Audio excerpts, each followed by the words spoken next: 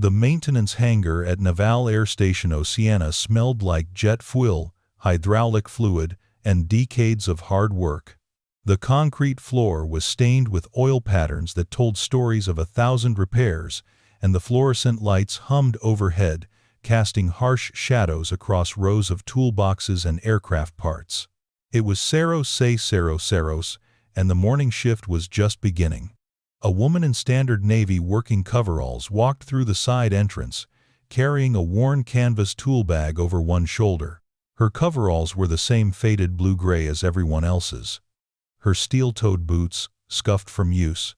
Her dark hair was pulled back in a tight bun. Regulation perfect despite the early hour. She moved with purpose but without hurry, her eyes taking in every detail of the hangar as she made her way toward the F-18 Super Hornet parked in Bay Tres. Before we begin, make sure to subscribe to Military and Veteran Stories so you never miss these true tales of courage. And tell us in the story comments, where are you watching from today? Aviation machinists. Mate Second Class Tommy Chen was already under the aircraft, running diagnostics on the landing gear hydraulics. He heard the footsteps approach and rolled out on his creeper, wiping grease from his hands with a red shop rag. "Morning," A called out, squinting up at the figure standing beside his toolbox. "You the new transfer they mentioned?" The woman set down her tool bag with practiced ease. "Just here temporarily," she said, her voice calm and measured. "Heard you had some hydraulic issues that needed attention." Tommy sat up, studying her more closely now. She looked to be in her late 30s, maybe early 40s, with the kind of weathered hands that came from years of actual mechanical work, not just supervising others. There was something about her bearing, the way she stood, the way her eyes moved across the aircraft, that suggested deep familiarity with these machines. "Yeah, we've got a pressure inconsistency in the portside system," Tommy explained, standing and brushing off his coveralls. "Been chasing it for 3 days. Every time we think we've found the problem, it pops up somewhere else." She nodded once, already moving toward the aircraft's wheel well. "Mind if I take a look?" "Be my guest," Tommy said, curious now. Most officers or visiting personnel would ask for a briefing first, want to see the maintenance logs, or at least introduce themselves properly. This woman just went straight to work. She knelt beside the landing gear, her movements efficient and economical. Tommy noticed she didn't ask for a flashlight. She'd brought her own, a compact lead model clipped to her coverall pocket. She also didn't need to ask where the hydraulic lines ran. Her hands moved with the confidence of someone who had traced these systems hundreds of times before. "You been working on Super Hornets long?" Tommy asked, making conversation as he returned to his own position under the aircraft. "A while," she replied, her voice slightly muffled as she examined the wheel well. "These birds and I go back pretty far." Across the hangar, Senior Chief Alex Rodriguez noticed the new arrival. He was the maintenance chief for this squadron, a man who prided himself on knowing every person and every aircraft under his watch. He didn't recognize this woman, and that bothered him slightly. He made a mental note to check the transfer orders later, but for now, he had bigger concerns. The morning briefing was in 30 minutes, and they had 3 aircraft that still weren't ready for the day's flight operations. The woman worked in silence for several minutes, her flashlight beam moving methodically through the hydraulic system. Tommy found himself impressed by her focus. Most people couldn't stay quiet this long. They'd make small talk, ask questions, or at least grunt occasionally to acknowledge the other person's presence. This woman was different. She was completely absorbed in the work, like nothing else in the world existed except that hydraulic system. "There," she said suddenly, her voice cutting through the ambient noise of the hangar. "Your problem's not in the main line. You've got a micro crack in the secondary pressure regulator." It's bleeding pressure intermittently, which is why you can't pin it down with standard diagnostics. Tommy rolled out from under the aircraft and joined her by the wheel well. She pointed with one grease-stained finger to a specific component, barely visible behind a bundle of hydraulic lines. "That regulator?" Tommy asked, surprised. "We tested that. It came back clean." "You tested it at standard pressure," she said. "Not unkindly. But under dynamic load, when the gear's cycling, that crack opens up just enough to cause your pressure drop. You won't see it on a static bench test." Tommy stared at the component, then back at the woman. "How did you? I mean, we've had 3 people looking at this system." She stood, wiping her hands on a rag she'd pulled from her own pocket. "Experience. I've seen this failure mode before. The regulator housing on these models has a weak point right at that junction. It's a known issue if you've been around these aircraft long enough." Before Tommy could respond, a voice echoed across the hangar. "Attention on deck." Rear Admiral Michael Brennan strode into the maintenance bay, his khaki uniform crisp despite the early hour. He was a man who commanded attention simply by entering a room, tall, broad-shouldered, with a voice that could cut through jet engine noise. He'd made his reputation as a fighter pilot before transitioning to command, and he still carried that swagger, that absolute confidence that came from years of being the best at what he did. "Senior Chief," Brennan called out, his voice carrying across the hangar. "Status update on those 3 birds.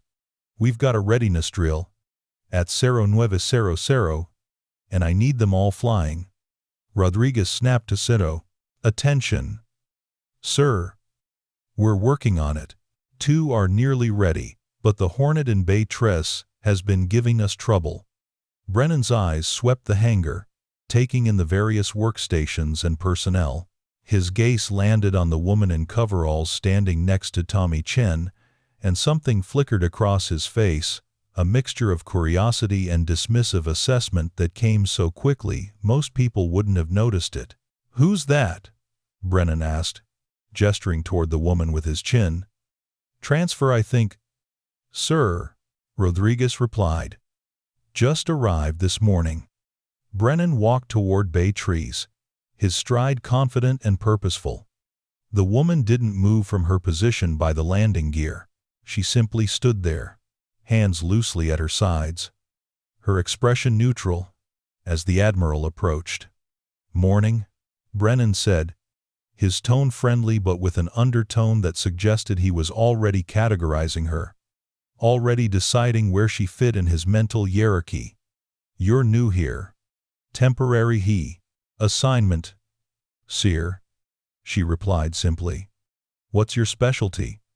Brennan asked, rocking back slightly on his heels in a posture that Tommy had seen him use 100 times before. It was the stance of a man who knew he owned every space he entered. "Maintenance, sir.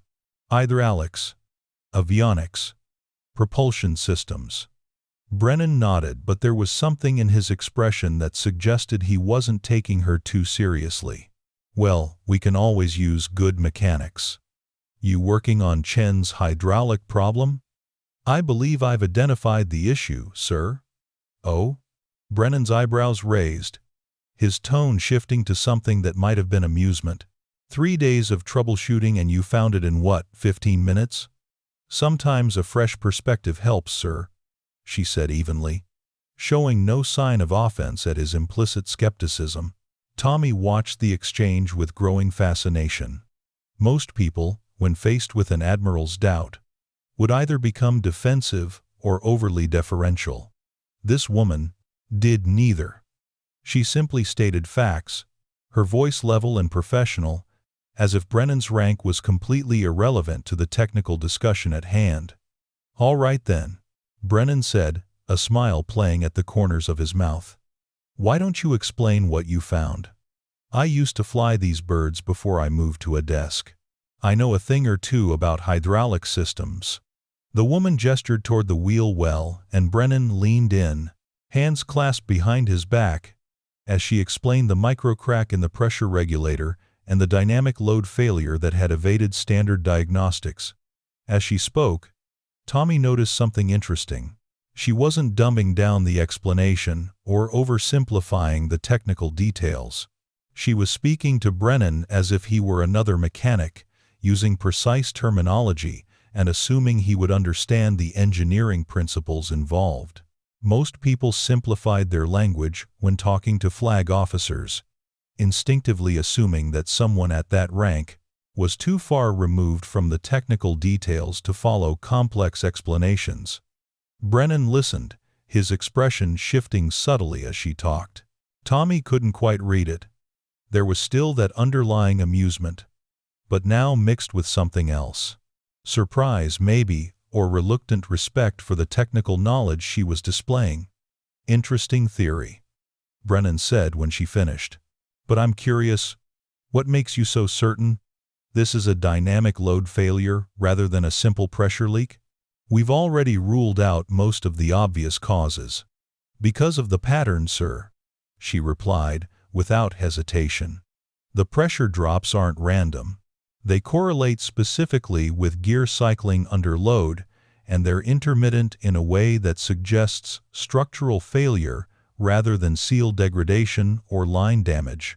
If it were a seal or a line, you'd see progressive deterioration.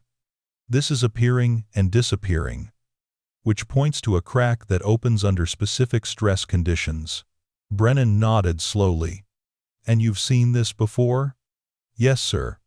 Multiple times. Where were you stationed before this? There was a brief pause, so slight that Tommy almost missed it. Various assignments, sir. I've worked on carrier-based aircraft for quite a while. The answer was technically accurate, but gave away almost nothing. Tommy found himself more curious than ever about this quiet woman, who could diagnose complex mechanical failures in minutes, and who spoke about carrier operations with the casual familiarity of someone who'd spent significant time at. Instead, Brennan seemed to catch the non-answer as well, but he didn't press. Instead, he turned to Tommy. Chen, pull that regulator and run it through dynamic load testing. If she's right, we'll have it fixed by 0900. If not, we're back to square one, and we'll need to look at alternative solutions. Aye, sir, Tommy responded. Brennan turned back to the woman, and now his expression had shifted to something that Tommy recognized all too well.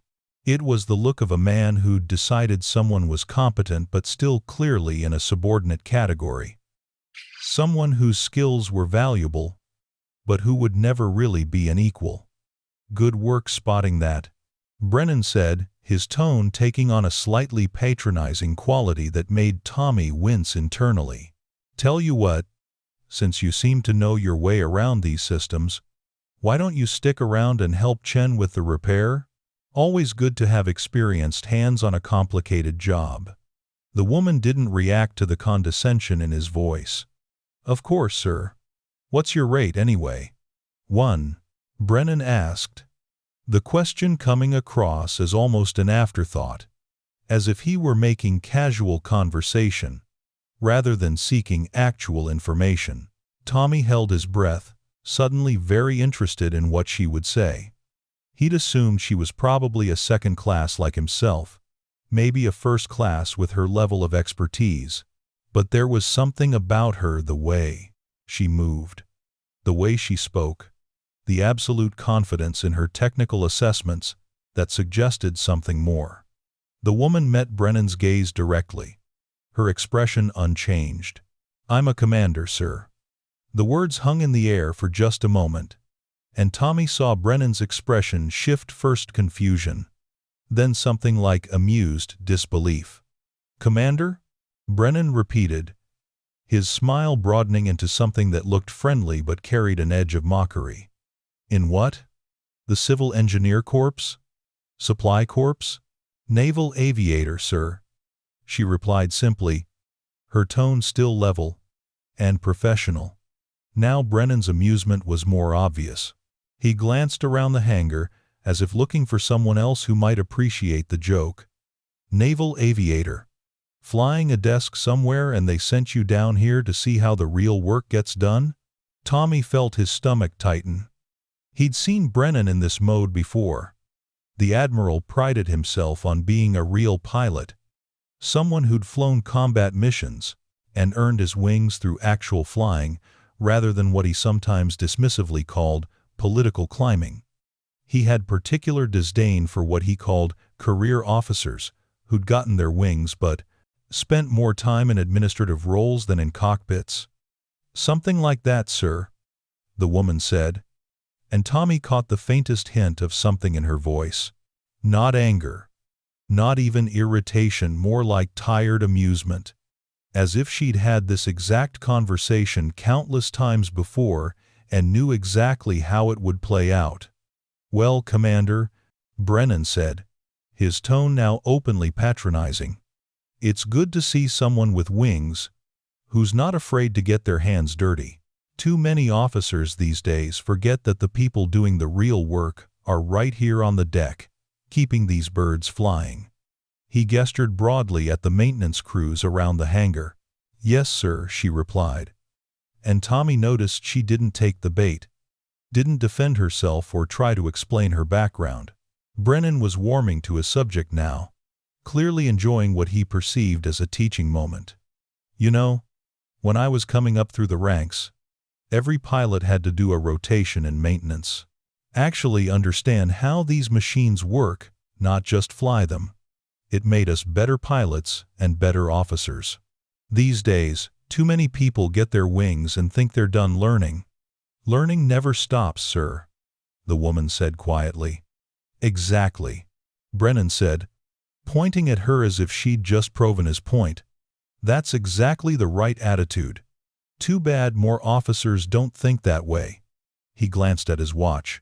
"All right, I've got a briefing to get to. Chen, keep me updated on that regulator." "Commander, sorry, I didn't catch your name?" "Martinez, sir. Commander Martinez. Good to have you here. Keep helping where you can. Real experience in the hangar is valuable, even for desk pilots." With that, Brennan turned and strode toward the hangar exit, already pulling out his phone to check messages. Tommy watched him go, then slowly turned to look at the woman Commander Martinez, who was already kneeling back down by the landing gear as if nothing had happened. "Ma'am," Tommy said carefully, "you didn't tell him." "Didn't tell him what?" she asked, her voice mild as she examined the hydraulic fitting again. Tommy wasn't sure what to say. There was clearly more to this story. Clearly something that Brennan hadn't understood. But he couldn't quite put his finger on what it was. Martinez carried herself with a confidence that went beyond simple technical competence. It was something deeper. Something that came from experience that Tommy couldn't even begin to guess at. Senior Chief Rodriguez appeared at his shoulder, his voice low. "Chen, help the commander with whatever she needs. I don't know who she is, but someone at Comnaverpack sent her down here, and they don't do that for routine transfers." "Aye, Senior Chief," Tommy replied. As Rodriguez walked away, Tommy noticed something he'd missed before. When Commander Martinez had knelt down, the sleeve of her coverall had ridden up slightly, revealing a watch on her left wrist. It wasn't a standard-issue timepiece. It was old, scratched, with a worn leather band and a face that had seen better days. But engraved on the back of the case, visible for just a moment before her sleeve fell back into place, were wings, but not the standard naval aviator wings Tommy was familiar with. These were different, more elaborate, with details he couldn't quite make out. Martinez caught him looking and gave him a slight smile that didn't quite reach her eyes.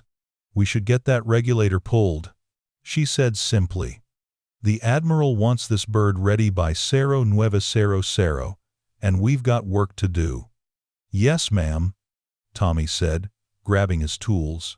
As they worked together to access the faulty component, Tommy's mind raced. Something was happening here.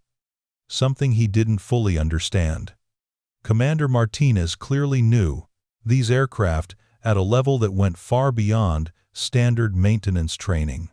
The way she diagnosed the hydraulic problem, the way she spoke about carrier operations, the way she'd handled Admiral Brennan's condescension without a flicker of reaction, it all pointed to someone with experience that Brennan had completely failed to recognize.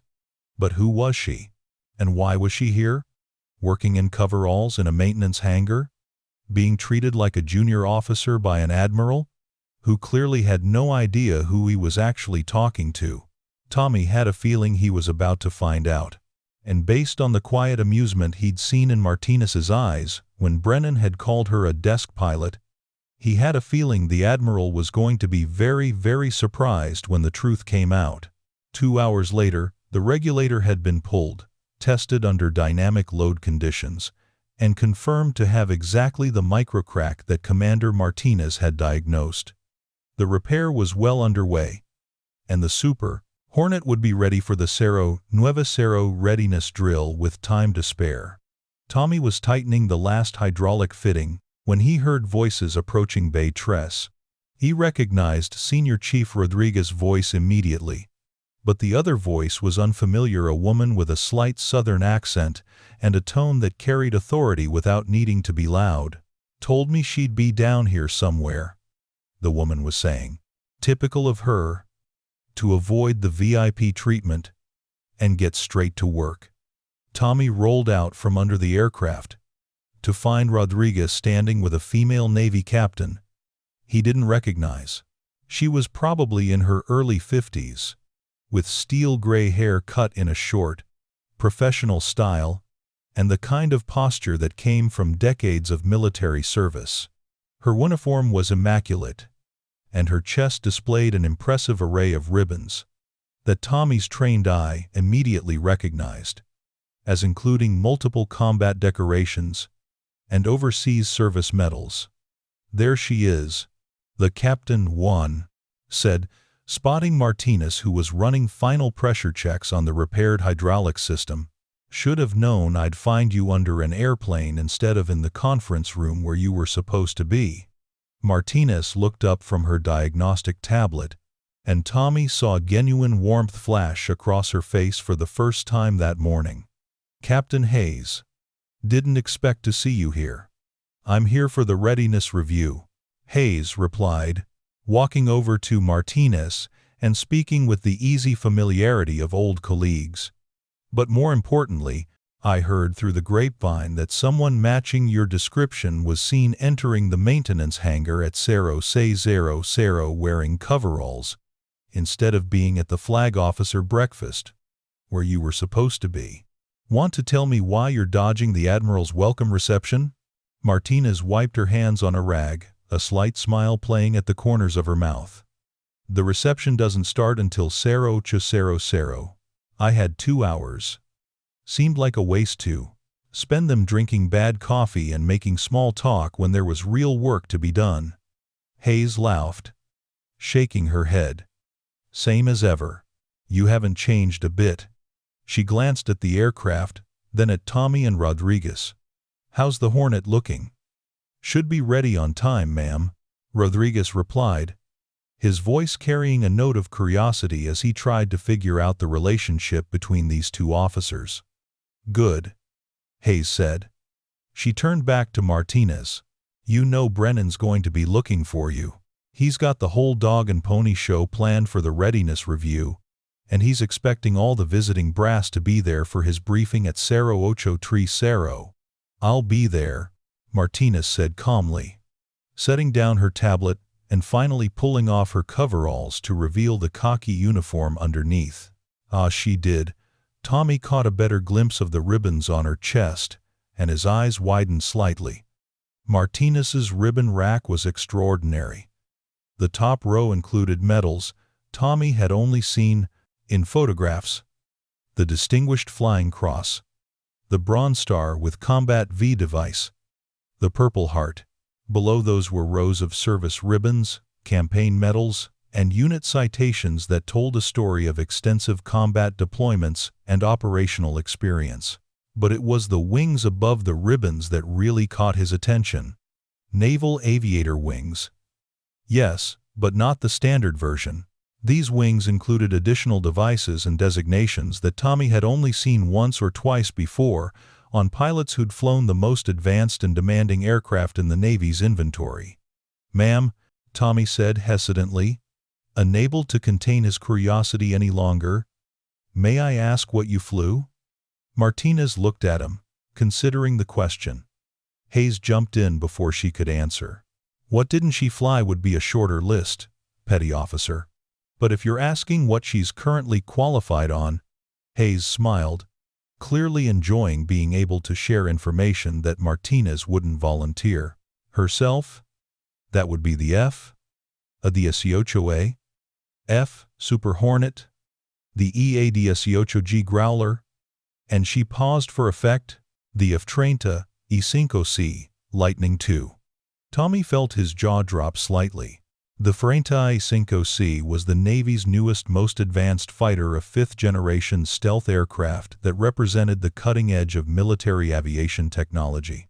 Only the most elite pilots qualified to fly it, and those who did typically had years of experience on multiple other platforms first. "You fly the 35? Tommy blurted out, then caught himself. "Sorry, ma'am. That was—" "It's fine," Martinez said, a hint of amusement in her voice. "Yes, I'm qualified on the Lightning, among other things." Rodriguez stepped forward, his expression showing new respect mixed with confusion. "Ma'am, if you don't mind me asking, why are you down here working on hydraulic systems when you could be—" "Because hydraulic systems are what keep aircraft flying," Martinez interrupted gently. "And because the best pilots understand their machines from the inside out. I learned to turn wrenches before I learned to fly, and I've never stopped doing both." Hayes checked her watch. "Speaking of which, you've got 40 minutes before Brennan's briefing. You might want to think about looking slightly more presentable than you do right now." Martinez glanced down at her grease-stained hands, hair slightly disheveled from working under the aircraft, a smudge of hydraulic fluid on her cheek. "Point taken. I'll walk with you to the ready room," Hayes said. Then, to Rodriguez and Tommy, "Good work on the repair, gentlemen. Sounds like you had some excellent technical assistance." As the two officers turned to leave, Tommy couldn't help but call out, "Ma'am? Commander Martinez?" She paused, looking back at him. "That diagnosis you made, the dynamic load failure on the regulator, where did you learn to spot something like that?" Martinez was quiet for a moment, and Tommy saw something shift in her wah of wan and effiness expression. When she spoke, her voice carried a weight that hadn't been there before. "At sea, on deployment, when a hydraulic failure in the landing pattern meant the difference between bringing your wingman home safely or watching them go into the water." She paused. "You learn to spot the problems quickly when lives depend on it." The simple statement hit Tommy harder than any dramatic declaration could have. This wasn't someone who'd learned maintenance from textbooks or training courses. This was someone who'd lived it, who'd faced those life-or-death moments and carried the lessons forward. Hayes and Martinez walked toward the hangar exit, their voices fading as they discussed the upcoming briefing. Tommy and Rodriguez stood in silence for a moment, both processing what they'd just learned. "Senior Chief," Tommy said finally, "do you have any idea who she really is?" Rodriguez shook his head slowly. "No, but I'm starting to think we're about to find out. And I'm also starting to think Admiral Brennan is in for one hell of a surprise." Tommy thought about the way Brennan had dismissed Martinez, had called her a desk pilot, and patronized her about getting her hands dirty. It thought about Martinez's complete lack of reaction, her quiet professionalism, her refusal to correct the Admiral's assumptions. "This is going to be interesting," Tommy muttered.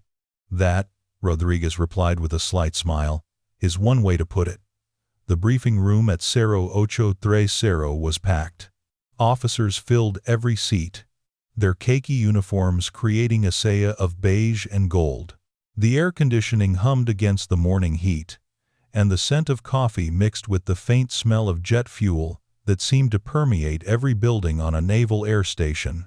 Rear Admiral Brennan stood at the front, a laser pointer in hand, clicking through slides that detailed the upcoming readiness exercise. His voice carried the confidence of someone who'd given hundreds of these briefings, who knew his audience, would nod at the right moments and laugh at his occasional jokes. And that's why carrier qualification isn't just about individual pilot skill, Brennan was saying, gesturing at a slide, showing an F-18 approaching a carrier deck. It's about the entire system working together. Deck crew, LSOs, air traffic control, maintenance, everyone has to be at the top of their game. Tommy Chen sat in the back row, still in his working coveralls. Senior Chief Rodriguez had sent him to the briefing to represent the maintenance perspective, though Tommy suspected it was really because Rodriguez wanted someone to report back on what happened when Commander Martinez finally showed up. Martinez herself was nowhere to be seen. Tommy had been watching the door for the past 10 minutes, wondering if she'd decided to skip the briefing entirely and just keep working on aircraft. It would be consistent with everything he'd observed about her so far. More interested in getting things done than in ceremony or protocol. Captain Hayes sat in the third row, occasionally checking her watch with an expression that suggested she knew something the rest of the room didn't. Tommy noticed that several other senior officers kept glancing at her, as if they too were waiting for something to happen. Brennan advanced to his next slide, which showed the afternoon's flight schedule. We'll have 12 aircraft up for the carrier qualification refresher. Each pilot will complete a minimum of 6 touch and goes on the simulated carrier deck. The door at the back of the briefing room opened quietly. Commander Martinez stepped in, now in a proper service khaki uniform, her hair neatly pinned, the grease stains gone from her hands. She'd clearly taken the time to clean up properly, though Tommy noticed she still wore that unusual watch on her left wrist. Several officers turned to look at her entrance. Brennan paused mid-sentence, noting the interruption, then continued his briefing. Martinez found an empty seat near the back, 3 rows ahead of Tommy, and sat down with minimal fuss. And the weather forecast looks excellent. Brennan continued, clicking to a meteorological slide. Light winds, clear skies, perfect conditions for... The lights in the briefing room flickered once, then twice. Brennan frowned, looking up at the ceiling. Someone want to check on? Every screen in the room went black simultaneously. The projector died. The monitors on the side walls went dark. And even the digital clock above the door shut off. For a moment, the only sound was the surprised murmur of 30 officers suddenly plunged into confusion. Then the emergency lighting kicked in, bathing the room in a red glow that made everyone's face look strange and unfamiliar. "What the hell?" Brennan muttered, reaching for his phone. But before he could dial, the door burst open and Lieutenant Commander Sarah Park from Operations rushed in, her face flushed with exertion. "Admiral, we have a situation. Base-wide power failure. And it's affecting more than just the buildings." Brennan straightened immediately, his briefing forgotten. "Explain." "Sir, the primary power grid just went down. Backup generators kicked in for essential systems. But we've lost radar coverage, radio communications, and..." She paused, her voice tight with stress. "We've got 3 aircraft in the pattern right now, about to begin their carrier qualification approaches." The room went completely silent. Tommy felt his stomach drop. 3 aircraft in the landing pattern, with no radar, no radio communications, and no primary landing systems. The pilots would be approaching the airfield essentially blind, relying on visual references alone but without radio contact. They had no way to know about the power failure or coordinate their approaches. "Get me operations," Brennan snapped. already moving toward the door. And someone find out what caused this failure. How long until we have systems back? Unknown, sir, Park replied, keeping pace with him as the entire briefing room emptied behind them in a controlled rush. Engineering is trying to isolate the problem. But initial reports suggest it's not a simple circuit breaker issue. We might be looking at a major transformer failure.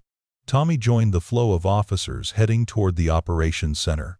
As he passed through the door, he heard Captain Hayes's voice behind him, calm and clear. Commander Martinez, with me. We're going to need every experienced hand we can get. The operations center was chaos. Red emergency lights cast everything in an airy glow, and the normal hum of electronic systems had been replaced by the urgent voices of personnel trying to work around the massive failure. Radio operators spoke into handsets that produced only static. Radar technicians stared at blank screens. And the air boss, the officer in charge of all flight operations, stood at the window overlooking the airfield, binoculars pressed to his eyes. "Talk to me," Brennan commanded as he entered, his voice cutting through the noise. Commander James Holloway, the air boss, turned from the window. "Sir, we've got 3 Super Hornets in the pattern, all preparing for their carrier qualification approaches. They were supposed to start their runs in approximately 5 minutes. But with no radio contact, they don't know about the power failure." "Visual signals?" Brennan asked. "We're setting up the backup light system now, but it's designed for night operations, not daylight," Holloway replied. "And even if we get it operational, there's no guarantee the pilots will see the pattern deviation signals in full sunlight." Tommy pushed his way to one of the windows, pressing his face against the glass.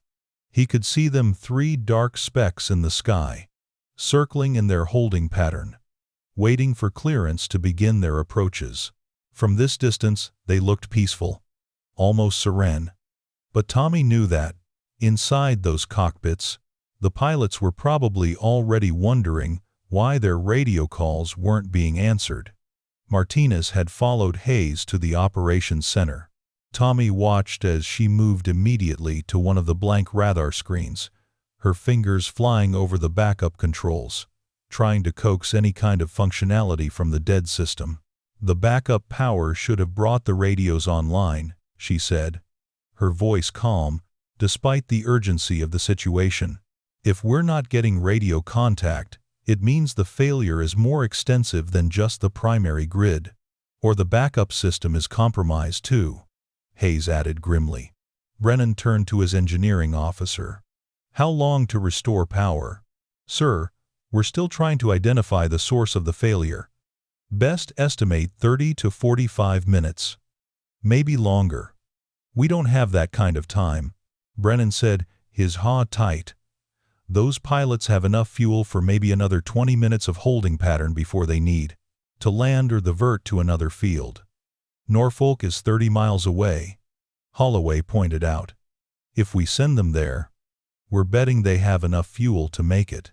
And we'd need radio contact to redirect them." Martinez had moved to the window, her own binoculars raised to track the circling aircraft.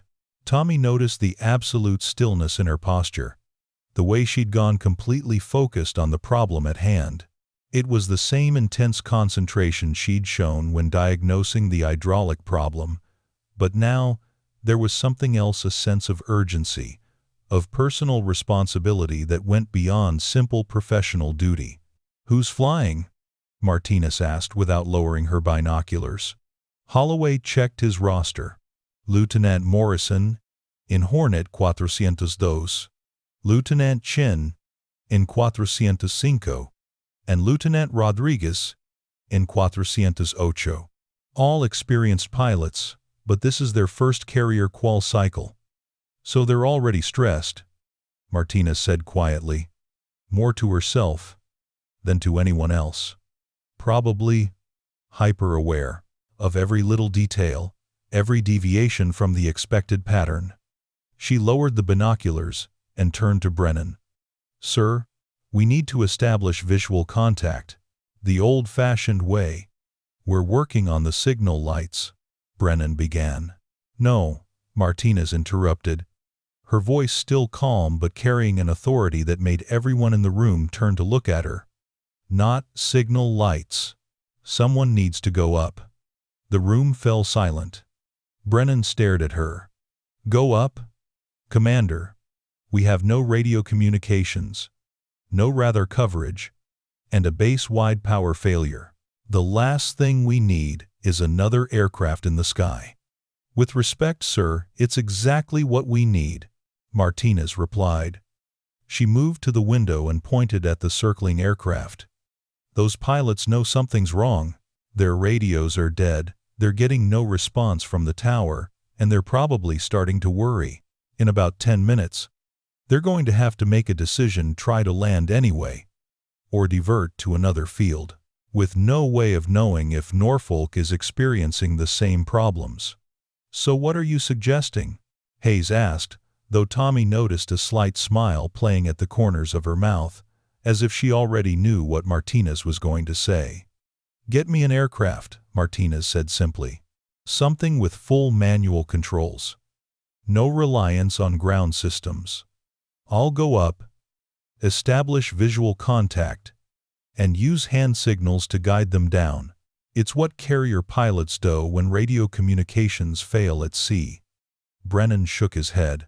Commander, I appreciate the offer, but visual signaling in open air is completely different from carrier operations.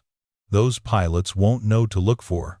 They'll know, Martinez said with quiet certainty, because they've been trained in emergency visual procedures. Every carrier pilot has. It's part of basic qualification. She paused, meeting Brennan's eyes directly. And if they see another aircraft actively maneuvering to get their attention, they'll understand. Thanks for watching with Haven with Minder, and I'll see in the string. That help is trying to reach them.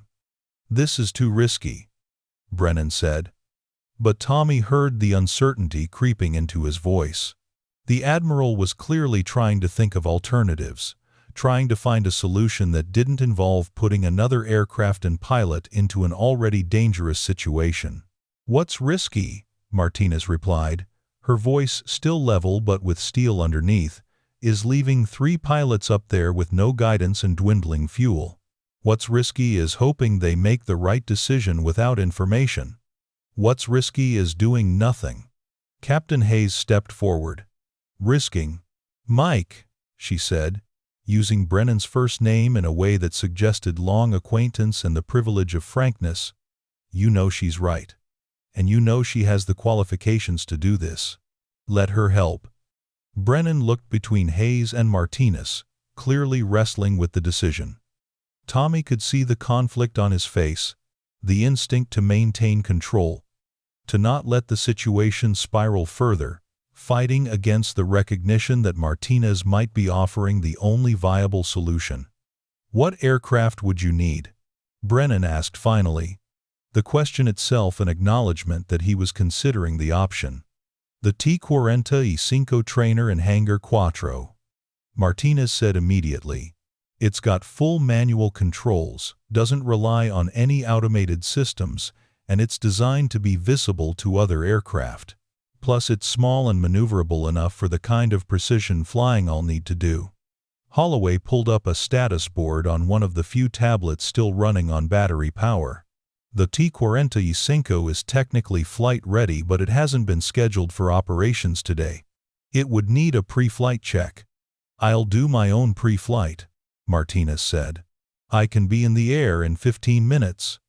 This is insane, Lieutenant Commander Park muttered, but quietly enough that it wasn't clear if she was objecting or simply stating a fact. Brennan was silent for a long moment, his eyes on the 3 circling aircraft visibly through the operations windows.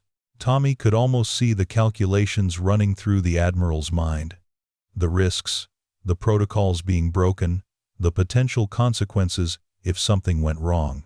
Then Brennan's shoulders squared, and he made his decision. Do it, he said. But Commander Martinez, I want to be absolutely clear. This is completely outside normal procedure. You'll be flying without ground support, without radio backup, and without any ability for us to assist you if something goes wrong. Are you certain you can do this? Radio 4. Martinez was already moving toward the door. Yes, sir. I'm certain. Wait. Brennan called after her. You'll need. But Martinez was already gone, moving with the kind of urgency that came from knowing that every second counted. Captain Hayes followed immediately, and Tommy found himself swept up in their wake, his maintenance expertise suddenly very relevant. If Martinez needed that 45 ready to fly in record time. As they rushed toward Hangar 4, Tommy heard Hayes speaking quietly to Martinez. You know Brennan still doesn't understand who you really are. I know, Martinez replied, her voice barely audible, as they jogged across the tarmac. But that doesn't matter right now. What matters is getting those pilots down safely. It's going to matter when this is over, Hayes warned. Martinez didn't answer. She'd already reached the hangar doors and was pulling them open with Tommy's help, her eyes locking onto the sleek white and orange T-45 Goshawk trainer, sitting in the center of the space. Beautiful bird, she said softly, running a hand along its wing. Haven't flown one of these in years, but they're like riding a bike. Tommy immediately began pulling away the safety chocks, while Martinez completed her pre-flight walk-around with a speed and efficiency that spoke of thousands of hours of day experience. Her hands moved with practice certainty, checking surfaces, testing control linkages, examining the engine intakes, every movement economical and purposeful. Senior Chief Rodriguez appeared at Tommy's side, breathing hard from his run across the base. Chen, help me with the tow bar. We need to get her positioned for taxi. Together, they maneuvered the aircraft toward the hangar opening while Martinez climbed into the cockpit, her hands already moving through the startup sequence from memory. The 45's engine whined to life, then settled into a steady roar that echoed through the hangar. Captain Hayes stood by the wing, speaking up to Martinez through the open canopy. Remember, you've got maybe 15-20 minutes before those pilots start making their own decisions, and Mike Brennan is watching from operations with binoculars. Everyone on base is about to see what you can do. Martinez looked down at Hayes, and for the first time that morning, Tommy saw her smile, a real smile, full of quiet confidence and something else. Anticipation, maybe. Or the kind of calm readiness that came before action. Good, Martinez said simply. Then she lowered the canopy, gave a thumbs up to Rodriguez, and began taxiing toward the runway. Tommy and Rodriguez stood watching as the T-45 rolled past them, Martinez visibly through the clear canopy, her hands steady on the controls, her attention already focused on the task ahead. Senior Chief, Tommy said quietly. What exactly are we watching here? Rodriguez shook his head slowly. I don't know, Chen. But I think we're about to find out who Commander Martinez really is, and I think Admiral Brennan is about to learn a lesson he's never going to forget. The 45 reached the runway, paused for just a moment as Martinez completed her final checks, then accelerated smoothly down the pavement. It lifted off with graceful precision, climbing into the bright morning sky toward the three circling Super Hornets that had no idea help was coming. In the operations center, Rear Admiral Brennan watched through his binoculars as the small trainer aircraft rose to meet the larger fighters. His expression was unreadable, but Tommy, who had followed Hayes back to operations to watch, noticed the tightness around the Admiral's eyes, the way his knuckles were white where he gripped the binoculars. Come on, Commander, Brennan muttered under his breath. Show me what you've got. And as the T-45 approached the holding pattern, beginning its dance to get the attention of 3 confused fighter pilots. Tommy realized something profound. Whatever happened in the next few minutes would define not just this emergency, but everything that came after. Commander Martinez was about to prove exactly who she was, not with words or credentials or rank insignia, but with skill, courage, and the kind of flying that separated good pilots from the truly exceptional ones. The question was whether Admiral Brennan would recognize it when he saw it. Lieutenant Sarah Morrison had been flying for 2 hours, and something was wrong. It had started small. Her routine radio call to approach control met with silence. She'd switched frequencies, tried again, received only static. A quick glance at her instruments showed everything normal. Fuel good, systems green, engines running smoothly. But the radio silence was unnerving, especially with 2 other aircraft in the holding pattern with her. She'd tried hand signals through her canopy to Lieutenant Chen and Hornet 405, flying off her left wing.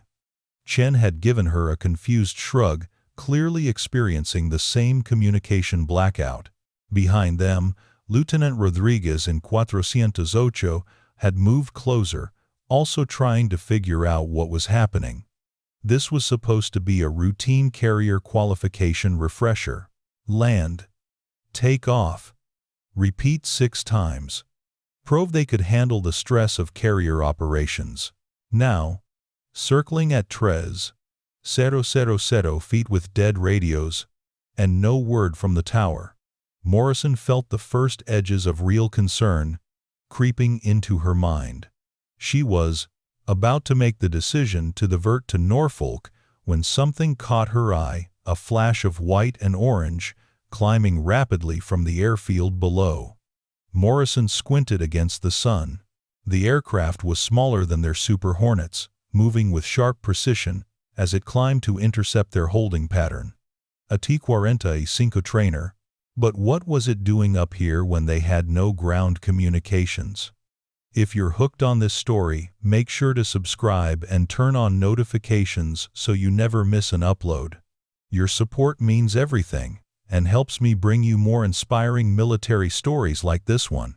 The 45 leveled off about 500 feet below them, then began a series of deliberate maneuvers that Morrison recognized immediately from her training, the visual contact pattern used when radio communications failed. The pilot was waggling their wings, a signal that meant, "I see you, follow me." Emergency procedures in effect. Morrison felt relief wash over her. Someone knew they were in trouble. Someone was coming to help. She responded with her own wing waggle, acknowledged, ready to follow, and signaled to Chen and Rodriguez to close up their formation. Whatever was happening on the ground, this T-45 pilot was about to guide them through it. In the operations center, Brennan watched through his binoculars as Martinez executed the visual contact sequence with textbook precision. She'd positioned the T-45 exactly where the 3 fighter pilots would see it, then used the standard Navy hand signals to establish communication. "She's got their attention," Holloway said, his voice carrying a mixture of relief and professional respect. "Look at how she's positioning, maintaining constant visual contact while staying clear of their flight paths." Brennan said nothing. His eyes locked on the 4 aircraft now moving in loose formation. Martinez was in the lead position, slightly below and ahead of the 3 Super Hornets, clearly visible to all of them.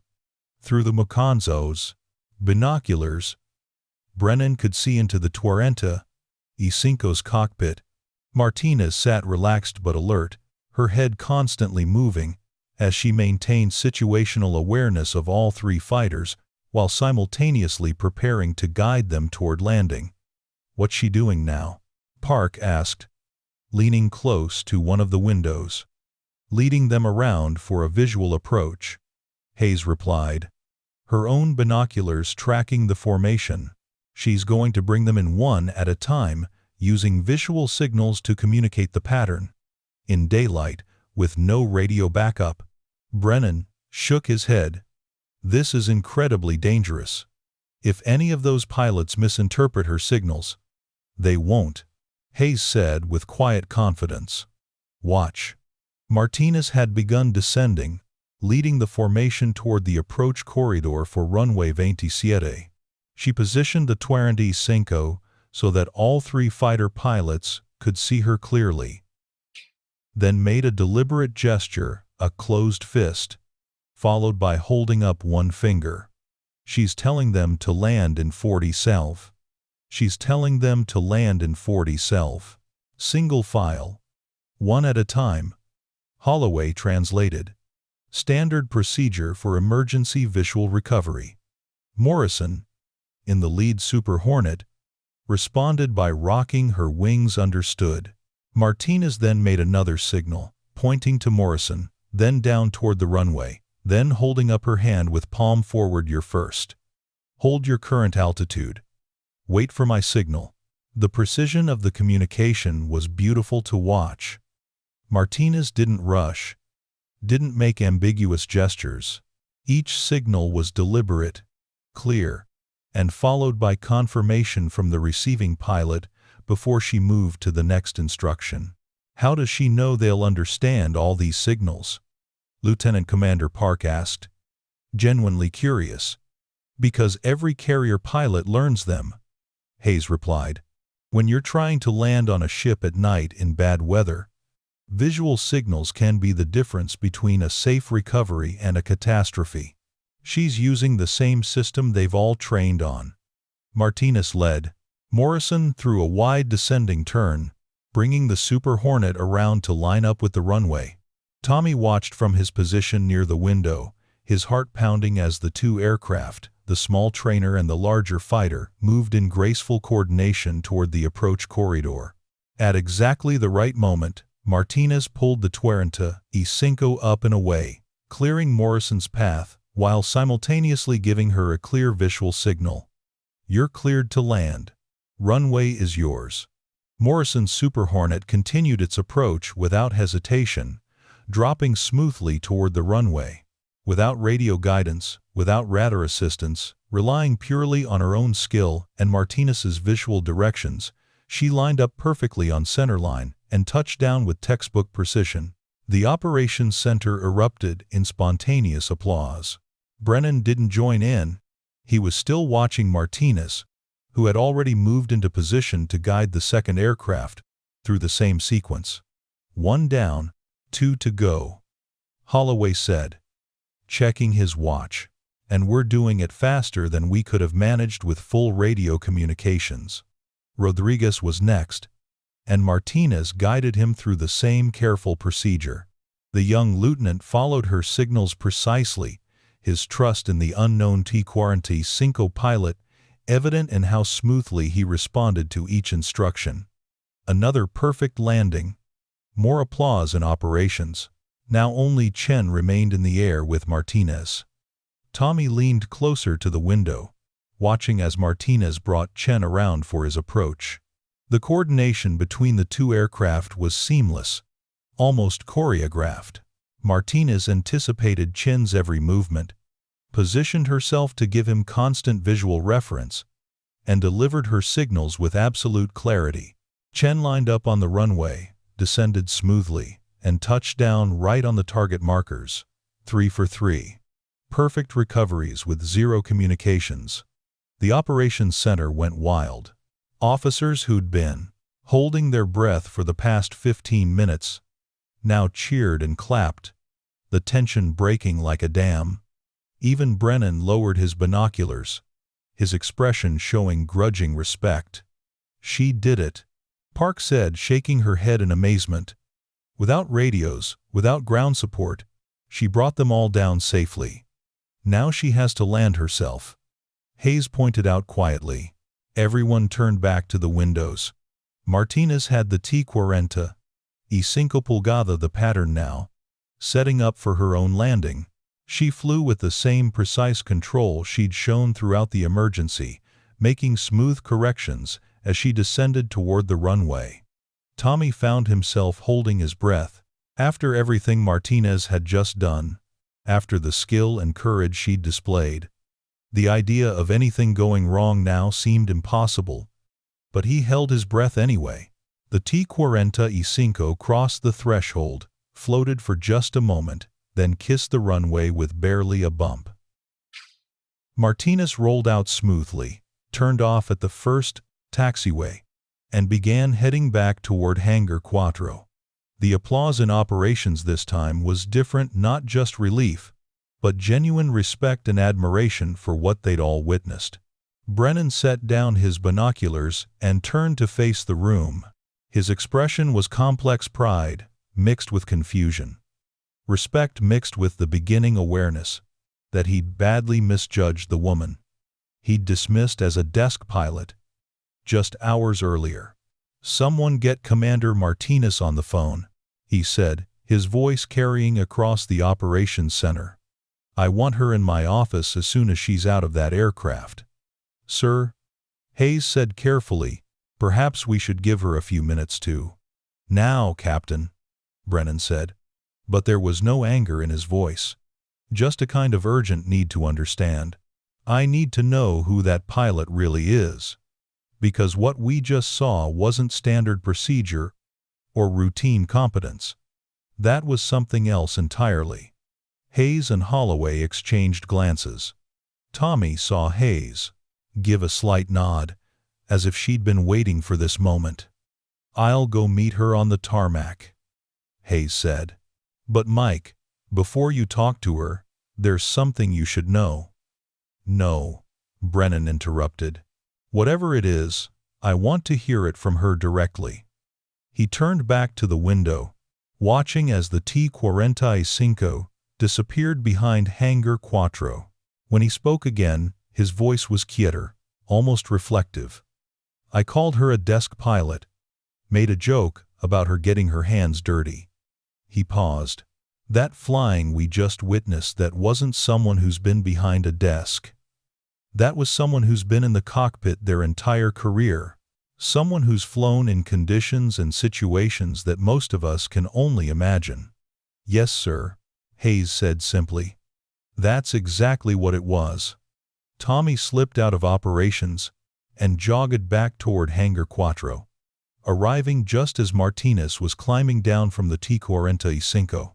Her flight suit was dark with sweat, her hair plastered to her forehead, but her expression was calm, almost serene. Senior Chief Rodriguez was already there, a bottle of water ready. Martinez accepted it gratefully, drinking half of it in one long swallow. "Ma'am," Rodriguez said, his voice carrying profound respect, "that was the finest piece of flying I've ever witnessed. 23 years in the Navy, I have never seen anyone handle an emergency that smoothly." Martinez smiled, but it was tired. "Just doing what needed to be done, Senior Chief. Those pilots earned their carrier quals today landing under those conditions. With only visual signals? That took courage and skill." "They had an exceptional instructor," Hayes said, appearing from the hangar entrance. "Mike wants to see you in his office." "Immediately." Martinez nodded, unsurprised. "I figured. Let me get out of this flight suit first." "No," Hayes said with a slight smile. "I think you should go exactly as you are. Flight suit. Sweaty. Just out of the aircraft. Let him see the reality of what you just did." Martinez looked at her friend for a long moment, then nodded. "All right. Let's go." As they walked toward the operations building, Tommy fell into step beside Rodriguez, both of them following at a respectful distance. "Senior Chief," Tommy whispered. "What's about to happen?" Rodriguez shook his head slowly. "I think Admiral Brennan is about to get the education of his career, and we're about to find out exactly who Commander Martinez really is." They reached Brennan's office to find the door open, the Admiral standing behind his desk, still looking out the window toward the airfield. He turned when Martinez entered, and Tommy watched his face carefully. Brennan's expression cycled through several emotions in quick succession. Relief, respect, confusion. And then, the beginning of something that might have been understanding or dread. "Commander Martinez," Brennan said formally. "That was extraordinary flying. I'm not sure how to properly thank you for what you just did." "No thanks necessary, sir," Martinez replied, standing at attention. 3 pilots needed help. I was in a position to provide it. Brennan gestured to a chair. "Please, sit. You've certainly earned it." He waited until she sat, then leaned forward against his desk. "I need to ask you something, Commander, and I need you to be completely honest with me." "Always, sir," Martinez said simply. "This morning, I made some assumptions about you. About your background, your experience, your capabilities." Brennan's jaw tightened. "I'm beginning to realize those assumptions were completely wrong. So, I need to know who exactly are you?" Martinez was quiet for a moment. Through the open door, Tommy could see several other officers gathering in the corridor, drawn by the knowledge that something significant was happening. "Sir," Martinez said finally, her voice level and professional. "My name is Commander Elena Martinez. I'm a naval aviator with 22 years of service. I've logged over 4,000 flight hours in multiple airframes, including the F/A-18 Super Hornet, the E-A-18G Growler, and the F-35C Lightning II." Brennan nodded slowly. "I knew some of that from Captain Hayes. But what I don't understand is why you're here, working in coveralls in a maintenance hangar, instead of where are you normally stationed?" Martinez glanced at Hayes, who gave her a small nod of encouragement. "Sir," Martinez said, "I'm currently assigned to Naval Test Pilot School at Patuxent River, where I serve as—" She paused, and in that pause, Tommy saw her make a decision. "Where I serve as the Deputy Commander of the Test Pilot School. I'm here at Oceana conducting an evaluation of maintenance procedures and operational readiness as part of a larger review of fleet-wide safety protocols." The words landed like bombs in the quiet office. Brennan's face went pale. "Deputy Commander," he repeated slowly, "of TPS, the most elite flight training program in the Navy." "Yes, sir." "And you're a flight training, here evaluating." "Was?" "Among other responsibilities." "Yes, sir." Brennan sat down heavily in his chair. For a long moment, he said nothing. Then, very quietly, "I called you a desk pilot." "Yes, sir, you did. I implied you didn't understand real work." "Yes, sir. And you just let me. You didn't correct me, didn't tell me who you were." Martinez met his eyes directly. "Sir, I've found that people reveal more about their leadership style and organizational culture when they don't know they're being evaluated. If I had identified myself immediately, everyone would have been on their best behavior. I wouldn't have seen the truth." "And what truth did you see?" Brennan asked, his voice strained. Martinez was quiet for a moment, choosing her words carefully. "I saw dedicated personnel doing their best with the resources available. I saw skilled maintainers who take pride in their work. I saw pilots who trust their training enough to execute a visual recovery under emergency conditions." She paused. "And I saw an admiral who, when it mattered most, made the right decision to let an unknown pilot attempt a risky rescue, even though it went against every instinct of control and protocol." Brennan looked up at her, searching her face for mockery or judgment. Finding neither, he let out a long breath. "You're being generous," he said. "We both know I made a fool of myself this morning." "Sir," Martinez said gently, "you made assumptions based on limited information. We all do it. What matters is what you do when you realize your assumptions were wrong." Outside the office, Tommy stood with Rodriguez and a growing crowd of officers and enlisted personnel, all listening to the conversation with rapt attention. This wasn't just about one admiral's mistake. It was about something larger, something that touched on how everyone in the military made judgments about others, based on rank, appearance, and preconceptions. Captain Hayes stepped into the doorway, her presence subtle but commanding attention. "Mike," she said quietly, "there's something else you should know." Brennan looked up. "More?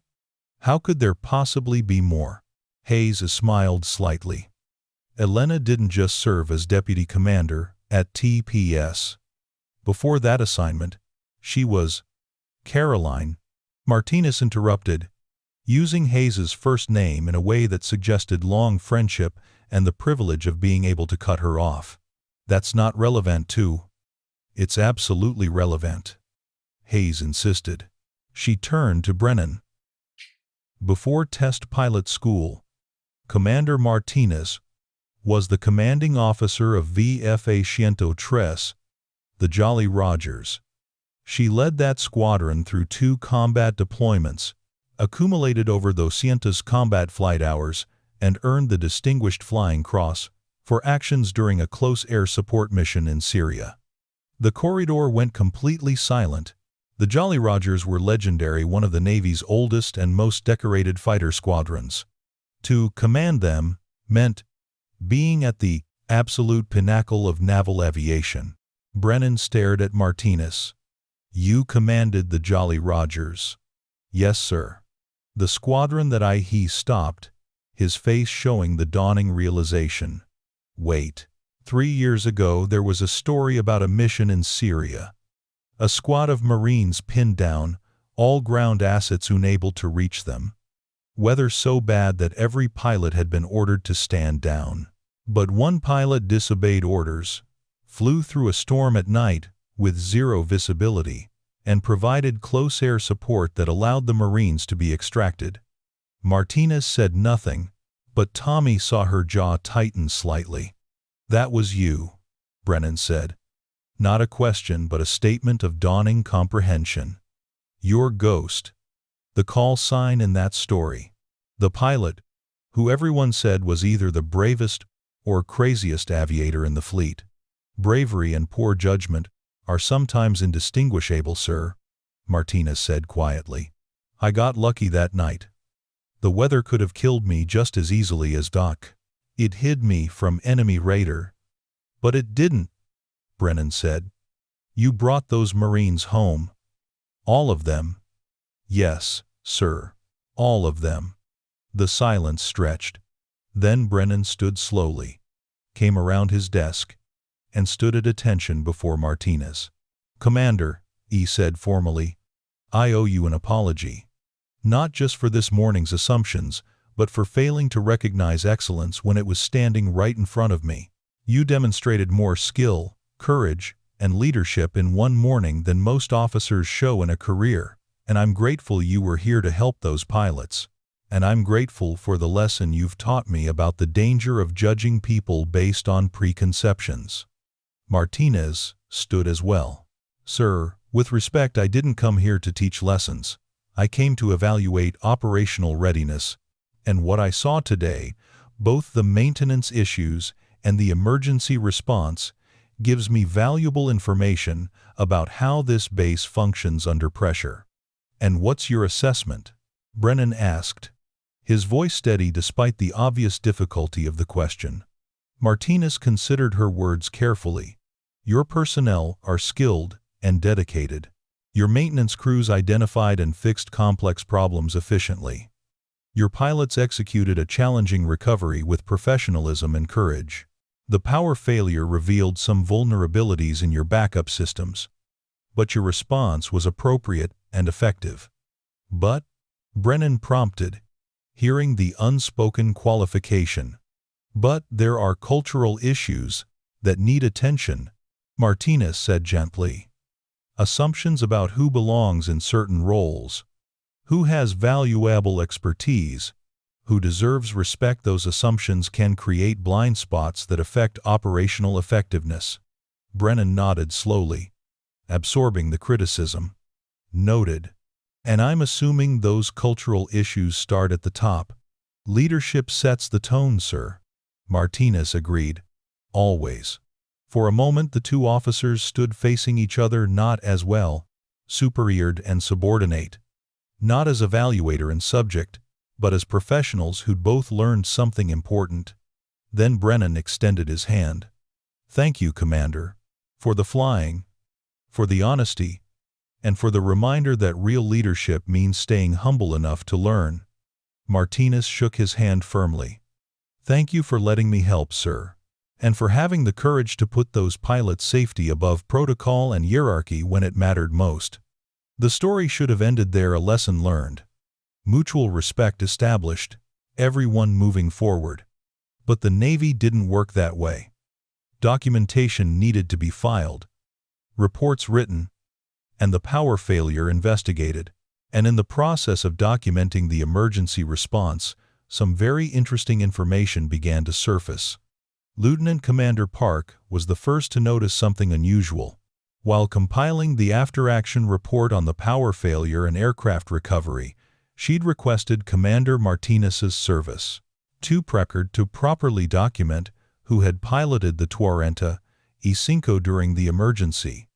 What she received made her read it 3 times to be sure she hadn't made a mistake. Park walked into Brennan's office 2 hours later, her tablet in hand, and an expression that Brennan would later describe as somewhere between awe and disbelief. "Sir," she said carefully, "I think you need to see this." Brennan looked up from the maintenance reports he'd been reviewing with renewed attention to detail. "What is it? What is it?" Park set the tablet on his desk, displaying Commander Martinez's official service record. "I pulled this for the after-action report. Sir, there's information here that Commander Martinez didn't mention in your earlier conversation." Brennan scanned the document, his eyes moving faster as he read. Then he stopped, went back, and read a specific section again. "Is this correct?" we asked, his voice tight. "This can't be correct. I verified it with boopers twice," Park replied. "It's accurate." Captain Hayes appeared in the doorway, drawn by the tone of the conversation. She took one look at the tablet and smiled. "Ah, you found it." "Caroline," Brennan said, using Hayes's first name for the first time Tommy had heard. "Why didn't you tell me Elena Martinez is a—" He paused, checking the document again as if the words might change. "A captain selectee?" Tommy, who'd been walking past the office on his way to the maintenance hangar, stopped in his tracks. Captain selectee meant Martinez had been selected for promotion to OSA's captain, equivalent to a full colonel in other services. She just hadn't officially pinned on the rank yet. "Because it wasn't my story to tell," Hayes replied simply. "And because Elena specifically asked me not to. She wanted to conduct her evaluation without people knowing she was about to pin on Captain." Brennan continued reading, his expression growing more complex with each line. "Combat missions in Afghanistan, Iraq, and Syria. Over 200 combat flight hours. Distinguished Flying Cross with Valor the Vice. Bronze Star. Air Medal with 4 Strike Flight Awards." He looked up. "And that's not even the most impressive part." "No," Hayes agreed. "It's not." Brennan pointed to a specific line on the tablet. "According to this, Commander Martinez, Captain Selectee Martinez, was personally nominated by the Chief of Naval Operations for assignment to—" He paused, the word seeming almost too significant to say aloud. "For assignment to the Navy's newest carrier, USS Gerald R. Ford, as Commander, Air Wing." The corridor outside had gone completely silent. Every officer and enlisted person within earshot had stopped moving, stopped talking, stopped breathing. "Commander, Air Wing," abbreviated CAG, though the acronym came from the obsolete term Commander, Air Group, was one of the most prestigious positions in naval aviation. The CAG commanded all the aircraft squadrons on a carrier, overseeing hundreds of personnel and oplans, dozens of aircraft. It was a position reserved for the absolute best. most experienced aviators in the Navy. She's going to be the CAG on the Ford, Park said, her voice carrying a mixture of respect and amazement. One of the newest, most advanced carriers in the fleet, and she'll be one of the youngest officers ever selected for that position. Brennan set down the tablet very carefully, as if it might explode. He looked at Hayes with an expression that was difficult to read. She's going to command an air wing. She'll be responsible for 9 squadrons, over 75 aircraft, and more than 200 personnel. He paused. And this morning, I told her she was a desk pilot who needed to learn about real work. Yes, Hayes said without inflection. You did. Caroline, when were you going to tell me? I'd just humiliated myself in front of one of the most accomplished aviators in the Navy. Hayes smiled slightly. I figured you'd find out eventually. Besides, Elena didn't want special treatment. She wanted to see how the base actually operates, how maintenance crews actually work, how commanding officers actually lead when they don't think they're being evaluated by someone important. And what did she see? Brennan asked quietly. You'll have to ask her, Hayes replied. But I will say this: Elena doesn't write people off based on one bad day. She evaluates patterns, long-term performance, the ability to learn and adapt. What you do in the next few days will matter more to her assessment than what you did this morning. Brennan was quiet for a long moment. Then, he picked up his phone. Where is Commander Martinez now? Last I saw, she was in Hangar 4, helping Petty Officer Chen complete the hydraulic repair on that Super Hornet, Hayes said. Apparently she wanted to see the fix through to completion. Of course she did, Brennan muttered. He stood, straightened his uniform, and headed for the door. I'm going to need to have another conversation with her. A much different conversation. Tommy and Rodriguez, who'd been hovering in the corridor trying to look like they had legitimate business there, quickly stepped aside as the Admiral passed. Then they immediately fell into step behind him, drawn by the knowledge that whatever was about to happen would be significant. They found Martinez exactly where Hayes had said, underneath the Super Hornet in bay tress, her coveralls back on, working alongside Tommy's teammate to install the new pressure regulator. She'd pulled her hair back with a simple elastic band, and there was a fresh smudge of hydraulic fluid on her left cheek. Brennan stood at the edge of the work area, watching her for a moment. Tommy noticed that the Admiral's entire demeanor had changed. The casual confidence from this morning was gone, replaced by something more careful, more thoughtful.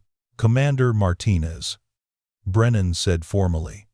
Martinez rolled out from under the aircraft, her hands covered in grease.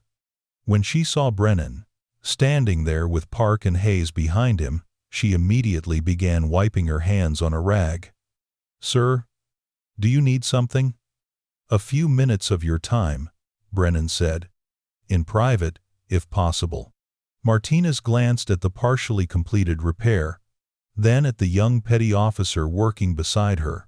I should finish. I've got it, ma'am, the petty officer said quickly.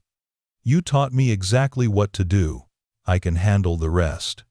Martinez studied him for a moment, then nodded. All right. Torque those bolts to exactly 45 foot-pounds. No more, no less. And run a full pressure test before you sign off on the repair. Yes, ma'am. Martinez pulled off her coveralls, revealing her khaki uniform underneath, and followed Brennan to a small conference room adjacent to the hangar. Hayes and Park remained outside, though Tommy noticed Hayes positioned herself where she could see through the window. Whether to support Martinez or witness what was about to happen, he wasn't sure. Through the passenger window, Tommy watched Brennan place his tablet on the conference table, showing Martinez her own service record. He saw her slight nod, as if confirming what was displayed. Then Brennan spoke at length, his body language showing something Tommy had never seen from the Admiral before. genuine humility. Martinez listened without interrupting, her expression neutral but attentive. Occasionally, she would nod or make a brief response, but mostly she let Brennan talk. The conversation lasted nearly 15 minutes. When they finally emerged, both officers looked tired, but somehow more at ease than they had that morning. "Senior Chief Rodriguez," Brennan called out, spotting the maintenance chief nearby. "I want a full review of our backup power systems completed by end of week." Commander Martinez agreed to provide recommendations based on what she observed today. "Aye, sir," Rodriguez responded immediately. Brennan turned to Martinez. "Commander, I'd like to invite you to stay through the end of the week, if your schedule permits. I think there are several operational procedures we could improve, and your expertise would be invaluable." "I can do that, sir," Martinez replied. "My evaluation wasn't scheduled to be completed until Friday anyway." "Good." Brennan paused, seeming to struggle with what to say next. "And Commander Captain Selecti Martinez, I want you to know that I've already begun drafting a letter of commendation for your actions today. What you did went far beyond the call of duty, and it deserves formal recognition." Martinez shook her head slightly. "That's not necessary, sir. I was just doing my job." "No," Brennan said firmly. "You were doing far more than your job, and the Navy needs to recognize excellence when it sees it, especially when that excellence comes from officers who lead by example rather than by rank alone." For the first time, Tommy saw Martinez look genuinely uncomfortable with the praise. She shifted her weight slightly, her hands clasped behind her back. "Sir, if you want to recognize someone, recognize the 3 pilots who executed that visual recovery. They trusted an unknown pilot enough to follow instructions, with no radio backup, no ground support, and no guarantee of success. That takes courage." "I'll recognize them too," Brennan said, "but that doesn't diminish what you did." Martinez didn't argue further, simply nodded her acceptance. As Brennan walked away to return to his office, Hayes moved to Martinez's side. "That went well," she observed quietly. "He's a good officer," Martinez replied, watching Brennan's retreating figure. "He made a mistake, but he owned it and learned from it. That's all anyone can ask." "You're being generous," Hayes said. "No, I'm being realistic." Martinez turned to face her friend. "Caroline, we all make assumptions. I've done it myself more times than I can count. The difference between good officers and great ones isn't that they never make mistakes. It's that they recognize mistakes quickly and adjust. Brennan did that." Hayes smiled. "Is that what you're putting in your evaluation?" "Among other things," Martinez confirmed. "This base has good people doing good work. There are areas for improvement there, always are, but the fundamentals are solid." "Even after Brennan called you a desk pilot?" Martinez's expression softened into something that might have been amusement, especially after that, because when it mattered, when there were pilots in danger, he trusted me to help, even though he had no reason to believe I could do what I said I could do. He made the right choice under pressure. That tells me more about his leadership than any polite conversation ever could." Tommy, listening from his position near the aircraft, found himself profoundly impressed by Martinez's perspective. She wasn't holding grudges or looking for revenge. She was evaluating Brennan the same way she'd evaluate any officer based on the totality of his actions, not just the ones that affected her personally. Senior Chief Rodriguez approached Martinez, his expression showing the respect that had been building throughout the day. "Ma'am, if you have a moment, I'd like to go over some of the maintenance procedures you mentioned this morning. The way you diagnosed that hydraulic problem, I'd like to understand your methodology, so we can train our junior technicians to think that way." "Of course, Senior Chief," Martinez replied. "In fact, why don't we make it a group session? gather your lead technicians, and I'll walk everyone through the diagnostic process I used. It's something that can be taught, and the more people who understand it, the safer our aircraft will be." Rodriguez's face lit up. "That would be outstanding, ma'am. Give me 30 minutes to round everyone up? Perfect. I need to change out of this uniform anyway before I get any more hydraulic fluid on it." As Rodriguez hurried off to gather his team, Hayes walked with Martinez toward the ready room where she'd left her gear. Tommy followed at a discreet distance, not wanting to miss anything else that might happen. "You know," Hayes said conversationally, "you could have told Brennan who you were from the beginning. Saved yourself the condescension and the desk pilot comments." "I could have," Martinez agreed. "But then I wouldn't have learned what I needed to learn." "Which was?" Martinez was quiet for a moment, considering how people treat those they perceive as beneath them in rank or importance. How assumptions about gender and competence affect daily operations. How willing officers are to listen to expertise, even when it comes from unexpected sources. She paused. "You can't learn those things when everyone knows you're a captain selectee about to take command of an air wing. People behave differently when they think you're important." "And what did you learn?" Hayes pressed. "That this base has good people who care about doing quality," Martinez said. "That when pushed, they'll make the right decisions, even if it means trusting someone they don't know. That there's room for improvement in some cultural areas, but that the leadership is capable of growth and change." She smiled slightly. "All things I needed to know before I submit my final evaluation." They reached the ready room, and Martinez paused before going inside. "Caroline, can I ask you something?" "Always." "Do you think I was wrong to not identify myself immediately? To let Brennan make assumptions and not correct them?" Hayes considered the question seriously. "No. I think you did what you needed to do to get an accurate picture of the environment. But Elena," she paused, making sure she had her friend's full attention, "you also need to be careful. Not everyone will understand why you did what you did.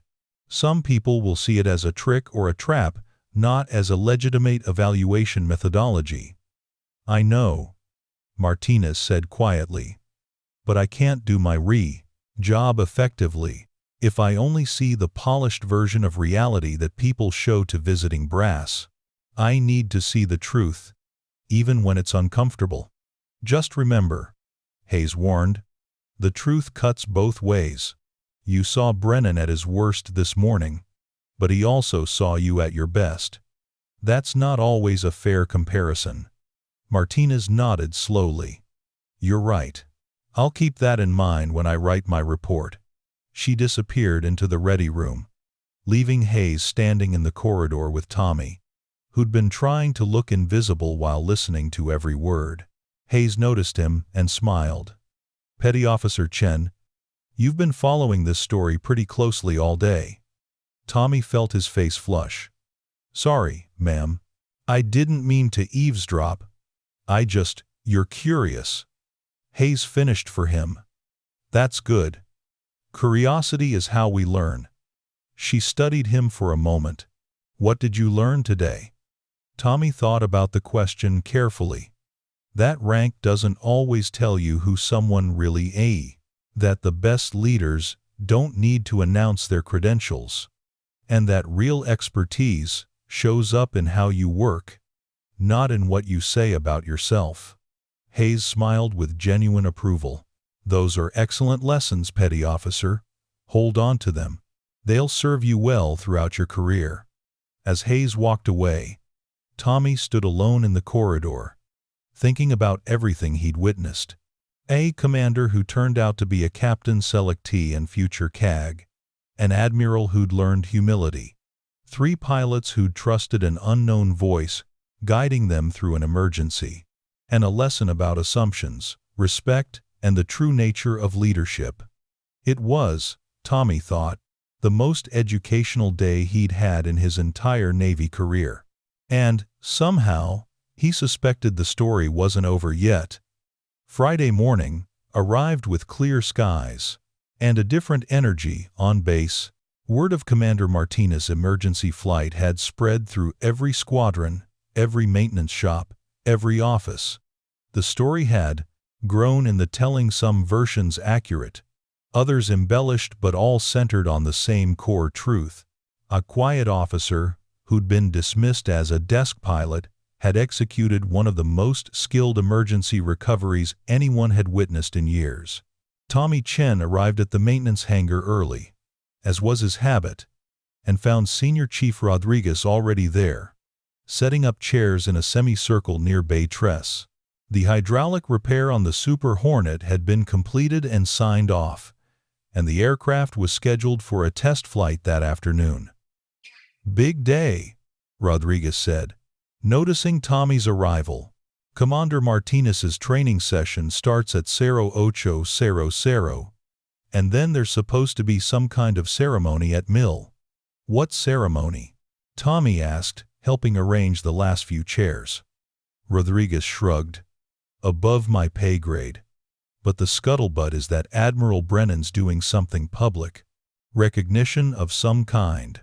At precisely 0800, Martinez arrived wearing her service khakis, her uniform, now displaying the full array of ribbons that told the story of her career. Tommy noticed that she'd added one small detail: her naval aviator wings now included a star device, indicating over Tress 000 flight hours. It was a subtle detail that most civilians would miss, but every aviator on base would immediately recognize and respect. Behind her came nearly 30 maintenance technicians, ranging from junior airmen to senior chiefs. Rodriguez had spread the word, and everyone who could be spared from active duties had shown up to learn from the officer who diagnosed in minutes what had taken them days to find. "Good morning," Martinez said, her voice carrying easily across the hangar without needing to shout. "Thank you all for coming. What I want to share with you today isn't magic or secret knowledge. It's a systematic approach to troubleshooting that anyone can learn with practice and patience." For the next 90 minutes, Martinez walked the assembled technicians through her diagnostic methodology. She used the hydraulic problem as a case study, explaining not just what she'd found, but how she'd thought through the problem, what patterns she'd recognized, and what experience had taught her to look for. Tommy found himself completely absorbed. Martinez didn't talk down to anyone or show off her expertise.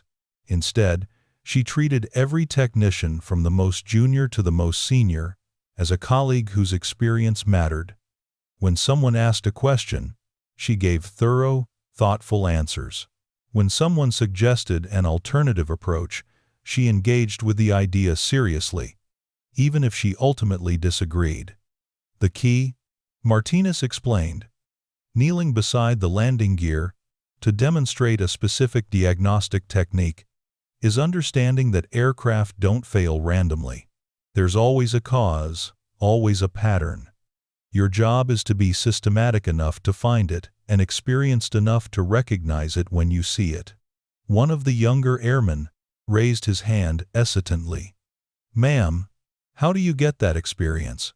I mean, you said you recognized the failure mode because you'd seen it before. But what if we haven't seen it before?" Martinez smiled. "Excellent question. You build experience in 3 ways. First, you work on as many different aircraft and systems as you can. Every airframe teaches you something. Second, you learn from others. People like Senior Chief Rodriguez, who've been doing this for decades, have seen things you haven't. Ask questions, listen to their stories. And third," she paused, her expression becoming more serious, "you remember every failure you see, especially the ones that could have been prevented. Those lessons stay with you." The training session concluded with spontaneous applause from the assembled technicians. Martinez looked surprised by the recognition, then pleased. As the group began to disperse, several technicians approached her individually, with specific questions about their own projects. She stayed for another 30 minutes, giving each person her full attention. Tommy watched Rodriguez observe Martinez with the technicians, and saw the senior chief's expression shift to something approaching reverence. Here was an officer who could fly the Navy's most advanced fighters, who'd earned the Distinguished Flying Cross in combat, who was about to command an air wing, and she was spending her Friday morning teaching hydraulic diagnostics to junior enlisted personnel. At 0945, Captain Hayes appeared at the hangar entrance. "Elena, it's time." Martinez nodded, thanked the remaining technicians one final time, and followed Hayes toward the parade ground. Tommy and Rodriguez exchanged glances, then quickly fell into step behind them, curiosity overcoming any concerns about whether they were supposed to be there. The parade ground was filling rapidly. Word had spread about a ceremony, and personnel from across the base were gathering in loose formation. Tommy spotted the three pilots Martinez had guided down during the emergency: lieutenants Morrison, Chen, and Rodriguez, standing together in their flight suits, looking nervous and excited. At the front of the formation stood Rear Admiral Brennan, dressed in his service whites. The tropical uniform gleamed in the morning sun, and his chest full of ribbons spoke to his own distinguished career. But Tommy noticed something different about the Admiral's bearing today. The swagger was gone, replaced by something more thoughtful, more grounded. "Formation, attention," the Command Master Chief called out, and several hundred personnel snapped to attention in unison. Brennan stepped forward, holding a wireless microphone. His voice carried across the parade ground, amplified, but still recognizable as his own. "Good morning. For those who don't know me, I'm Rear Admiral Michael Brennan, commanding officer of this installation. I've called this formation for two reasons. First, to recognize exceptional performance under emergency conditions, and second, to acknowledge a lesson in leadership that I and many of us learned this week." A ripple of curiosity passed through the formation. This was clearly not going to be a standard award ceremony. "On Tuesday morning," Brennan continued, "a visiting officer arrived at this base.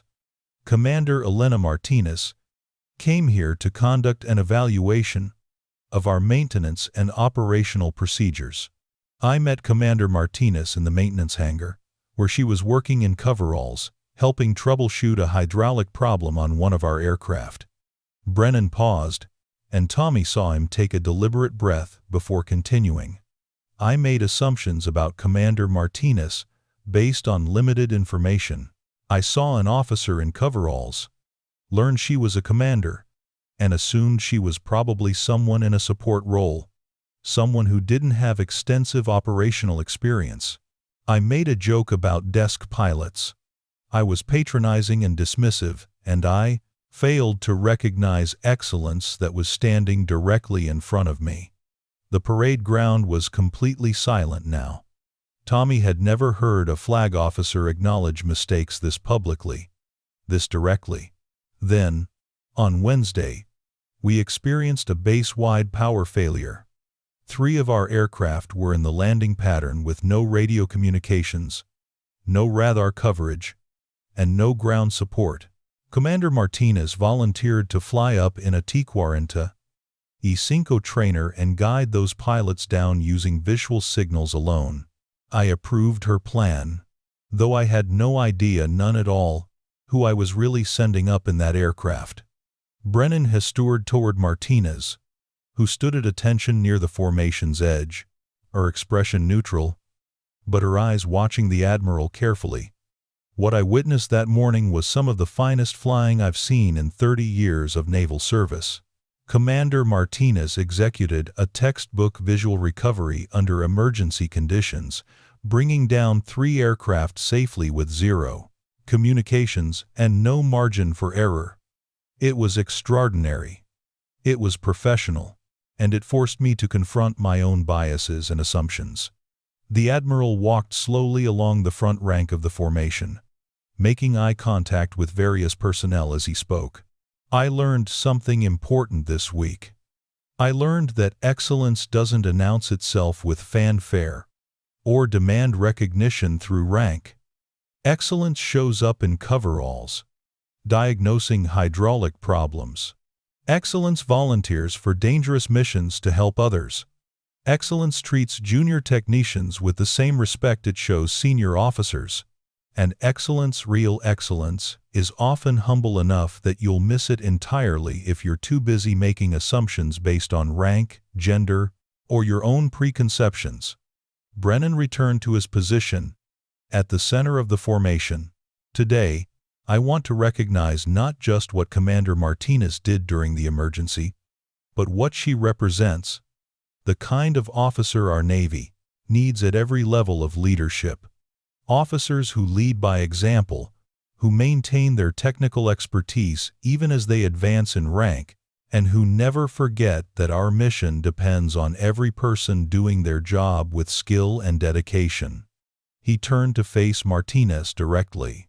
Commander Martinez, please, front and center. Martinez marched forward with crisp precision, stopping exactly 3 paces in front of the Admiral. She came to attention and saluted sharply. Brennan returned the salute, then accepted a wooden presentation case from the Command Master Chief. Commander Elena Martinez, Brennan said formally, his voice carrying across the parade ground, for extraordinary heroism and exceptional airmanship during emergency flight operations on November 20th, 2024. I am honored to present you with the Naval Air Medal. Your actions that day exemplified the highest standards of naval aviation and saved 3 aircraft and 3 pilots from a potentially catastrophic situation. Your courage, skill, and selfless dedication to the safety of others reflect great credit upon yourself and the United States Navy. Brennan opened the case, revealing the Air Medal. A bronze compass rose with an eagle in the center, suspended from a blue and orange ribbon. He pinned it carefully to Martinez's uniform, just above her other ribbons. The formation should have remained at attention, silent and still. But something spontaneous happened. From somewhere in the ranks, Tommy would later swear it was one of the maintenance technicians who'd attended the morning training session. A single person began to applaud. Then another joined. And another. Within seconds, the entire formation was applauding, the sound rolling across the parade ground like thunder. It wasn't regulation. It broke protocol. And it was absolutely perfect. Brennan didn't stop it. He simply stood aside and let Martinez receive the recognition she'd earned. Tommy saw her face flush slightly, saw her struggle with the unexpected emotion of the moment. But she maintained her composure and nodded her thanks to the assembled personnel. When the applause finally faded, Brennan raised his microphone again. There's more. Lieutenant Sarah Morrison, Lieutenant James Chen, Lieutenant Carlos Rodriguez front and center. The 3 pilots who'd been recovered during the emergency marched forward, forming a line beside Martinez. They looked nervous, clearly unsure why they'd been called forward. These 3 pilots, Brennan said, executed one of the most challenging recoveries of their careers. With no radio communications, no radar assistance, and no ground support, they trusted an unknown pilot to guide them down safely. They followed visual signals with precision and courage, and they brought their aircraft home without incident. That took skill, trust, and exactly the kind of decision-making we need in our aviators. Brennan presented each pilot with a letter of commendation, shaking their hands, formally. But it was what Lieutenant Morrison said, quietly enough that only those nearby could hear, that Tommy would remember most clearly. Morrison turned to Martinez and said simply, "Thank you, ma'am, for bringing us home." Martinez met her eyes and replied just as quietly, "You brought yourselves home, Lieutenant. I just showed you the way."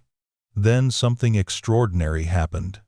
Morrison came to attention and rendered a salute.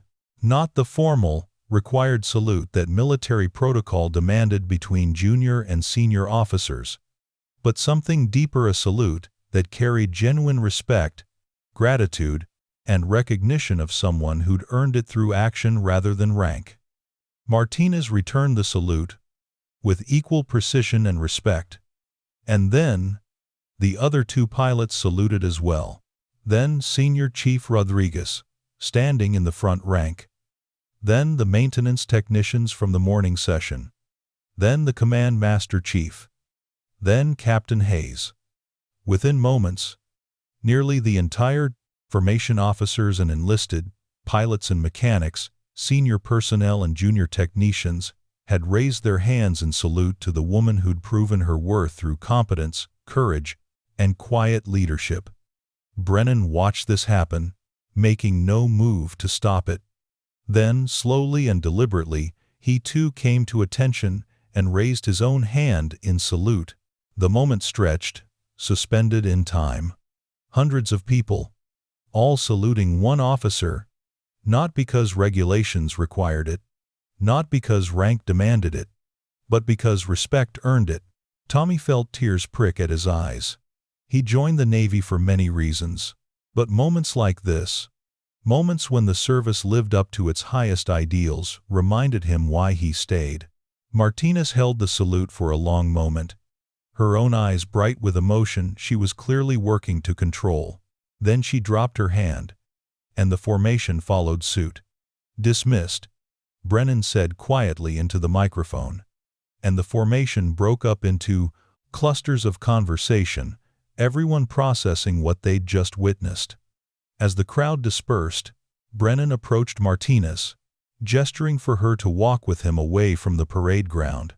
Tommy, still hovering nearby with Rodriguez, watched them head toward the seawall that bordered the airfield, where the sound of waves provided privacy. Captain Hayes started to follow, but Martinez shook her head slightly. This was a conversation that needed to happen between just the two of them. Tommy and Rodriguez maintained a respectful distance, but from their position near the maintenance hangar, they could see the two officers standing by the seawall, talking. Brennan's body language was different from anything Tommy had observed before. No swagger, no commanding presence. Just a man having a difficult conversation with someone he'd wronged. What Tommy couldn't hear but would learn about later from Hayes, who Martinez told over dinner that evening, was the full extent of that conversation. "I've been thinking about what you said," Brennan began, staring out at the water rather than looking at Martinez directly. "About cultural issues and assumptions. About how leadership sets the tone." "Sir," Martinez started, but Brennan held up a hand. "Please, let me finish. I need to say this." He turned to face her now, his expression serious. "I'm a product of the Navy I grew up in. When I earned my wings 30 years ago, there were almost no women in naval aviation. The few who were there faced skepticism, harassment, and constant pressure to prove themselves in ways male pilots never had to. I like to think I wasn't part of that problem, that I treated everyone fairly, but the truth is, I absorbed attitudes and assumptions that I never properly examined." Martinez listened, without interrupting, giving him space to work through what he needed to say. "When I saw you in coveralls, working on that aircraft, I made assumptions," Brennan continued. "I assumed you couldn't be one of the elite pilots because that's still where my mind goes first. Not consciously, I'd never consciously discriminate. But the assumptions are there anyway, built in over decades." He paused. "And that's on me. That's something I need to fix, not just in how I interact with you, but in how I lead this entire base." "Admiral," Martinez said gently, "the fact that you recognize those assumptions and want to address them puts you ahead of many officers. Change is hard, especially changing things we learned early in our careers." "That's generous of you," Brennan said with a slight, self-deprecating smile. "But we both know I screwed up badly. I didn't just make assumptions about you. I was condescending, patronizing. I treated you like someone who needed to learn from me, when in reality, your experience and expertise far exceed my own in many areas. Different experience, sir, Martinez corrected. Not necessarily better. You've commanded major installations, managed thousands of personnel, dealt with political and logistical challenges I've never faced. We all bring different expertise to the table. Brennan shook his head. Now you're the one being generous. Elena? May I call you Elena? Of course, sir. Elena, I want you to know that your evaluation of this base, whatever you write, will be accurate and valuable, precisely because I didn't know who you were from the beginning. You saw things I needed to see. The hydraulic problem that my maintenance crews had been struggling with for days, that you diagnosed in minutes, that's a training issue I should have caught. The power failure that revealed vulnerabilities in our backup systems, that's a readiness issue I should have prioritized. And the cultural assumptions I made about you, that's a leadership issue that affects everyone on this base, not just visiting officers. What are you going to do about it? Martinez asked. The question not challenging but genuinely. Brennan was quiet for a moment, organizing his thoughts. Several things. First, I'm implementing mandatory unconscious bias training for all officers, not the checkbox kind that everyone ignores, but real training with real accountability. Second, I'm restructuring our technical training programs based on the methodology you demonstrated this morning. Your diagnostic approach should be standard procedure, not special knowledge. Third, I'm establishing a direct reporting mechanism for instances of discrimination or harassment, one that bypasses the chain of command if necessary. He turned to look directly at Martinez. And fourth, I'm requesting that you consider returning here once you've completed your assignment as CAG on the Ford. I want you to lead a comprehensive review of how we select and train leaders in naval aviation. Not just pilots, everyone. Maintenance chiefs, operations officers, safety inspectors, the whole system. Martinez looked surprised. Sir, that's a significant request, and it would require approval from much higher in the chain of command than either of us. I know, Brennan said, but I also know that you're exactly the right person for it. You understand both the technical and the human elements of what makes excellent organizations. You lead by example in a way that inspires genuine respect rather than simple compliance. And you have the operational credibility that comes from actually doing the work at the highest levels. Let me think about it, Martinez said carefully. The CAG assignment is my priority right now. It's what I've been working toward for years. But after that, maybe. If the Navy thinks it's valuable. The Navy will think it's valuable because I'm going to spend the next 3 years making sure everyone knows it's valuable, Brennan said with the first hint of his old confidence showing through. By the time you're ready to rotate off the Ford, there will be a job waiting for you if you want it. They stood in silence for a moment, watching a flight of F/A-18 Segundo take off in the distance, their engines roaring as they climbed toward the clouds. Admiral, Martinez said finally, can I ask you something? Anything. When you made the decision to let me fly that T-45 during the emergency, when you approved a plan that went against every instinct about maintaining control and following protocol, what made do? You say yes? Brennan considered the question. Honestly, desperation, at first.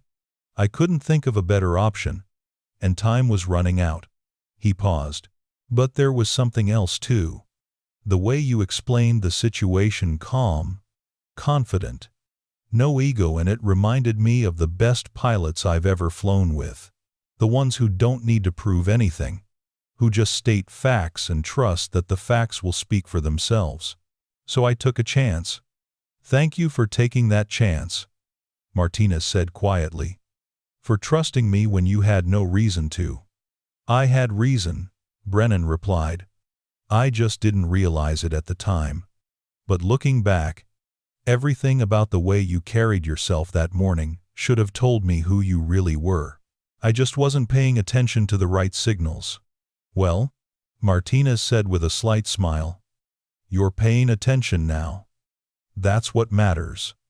Brennan extended his hand, and Martinez shook it firmly. "Good luck with the Ford, Elena. You're going to be an outstanding CAG. Those squadrons don't know how lucky they are." "Thank you, sir. And good luck with the changes here. They won't be easy, but they're necessary." "I know," Brennan said. "But I've learned this week that necessary things are often the most worthwhile." As they walked back toward the main buildings, Tommy and Rodriguez quickly pretended to be deeply interested in some entirely fictional problem with a tool cart. Brennan noticed them, but simply smiled and kept walking. Martinez, however, stopped. "Petty Officer Chen, Senior Chief. Rodriguez, stop pretending you weren't watching. Come here." The two men approached sheepishly, and Tommy felt his face flush with embarrassment at being caught. But Martinez's expression was warm, not angry. "I want to thank both of you, Tommy. Your openness to learning this morning and your willingness to ask questions helped make that training session valuable for everyone. And Senior Chief, your leadership of the Maintenance Division is exactly what this base needs. The way you develop your junior technicians, the way you prioritize real competence over bureaucratic compliance, that's textbook leadership." Rodriguez looked stunned. "Ma'am, I was just doing my job." "Exactly," Martinez said with a smile. "And doing it excellently. That's something to be proud of." She started to walk away, then paused and turned back. "Oh, and Tommy? That hydraulic repair you completed? Perfect work. I checked it before the ceremony. That aircraft is going to fly beautifully this afternoon." Tommy felt warmth spread through his chest. He'd worked on hundreds of aircraft, received countless satisfactory evaluations. But somehow, this simple recognition from Martinez meant more than all of them combined. As she disappeared into the operations building, Rodriguez let out a long breath. "Well, Chen, I don't know about you, but I just learned more about leadership in 5 days than I have in my entire career." "Same, Senior Chief," Tommy agreed. "Same." 3 months passed. The changes Admiral Brennan had promised weren't just empty words. The unconscious bias training began within 2 weeks, led by external consultants who took no prisoners and accepted no excuses. Several officers found the training uncomfortable, which, as Brennan told them, was exactly the point.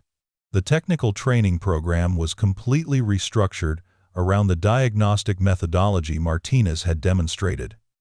Senior Chief Rodriguez was put in charge of developing the new curriculum, and he approached the task with the same dedication he'd shown in maintaining aircraft. Within 6 weeks, maintenance crews across the base were catching problems faster and more reliably than ever before. The direct reporting mechanism for discrimination and harassment was established with actual teeth. 3 officers were formally reprimanded in the first month alone for behavior that had previously been tolerated or ignored. The message was clear. The culture was changing, and those who couldn't adapt would find themselves elsewhere. Tommy Chen was selected for advancement to first-class petty officer, partially based on a letter of recommendation that Senior Chief Rodriguez wrote and that, Tommy learned later, included an endorsement from Commander Martinez herself, forwarded from her new assignment on the USS Gerald R. Ford. The base became known throughout the fleet for its technical excellence and operational readiness. When the annual inspection came through, the inspectors remarked that they'd never seen such consistent performance across all departments. Admiral Brennan accepted the praise graciously, but made sure to credit his personnel and the new training systems that had been implemented. On a warm afternoon in February, Captain Hayes returned to Naval Air Station Oceana for a routine visit. She found Admiral Brennan in his office, surrounded by reports and looking tired but satisfied. "You've been busy, Mike," Hayes observed, settling into a chair across from his desk. "Had to be," Brennan replied. "Can't ask people to change if you're not willing to do the hard work yourself." He set down the report he'd been reading. "How's Elena doing on the Ford?" Hayes smiled. "Haven't you heard? She's already become legendary. The squadrons under her command have the highest readiness ratings in the fleet, the best safety record, and morale that's off the charts. And somehow, she still finds time to go up and fly with the junior pilots regularly.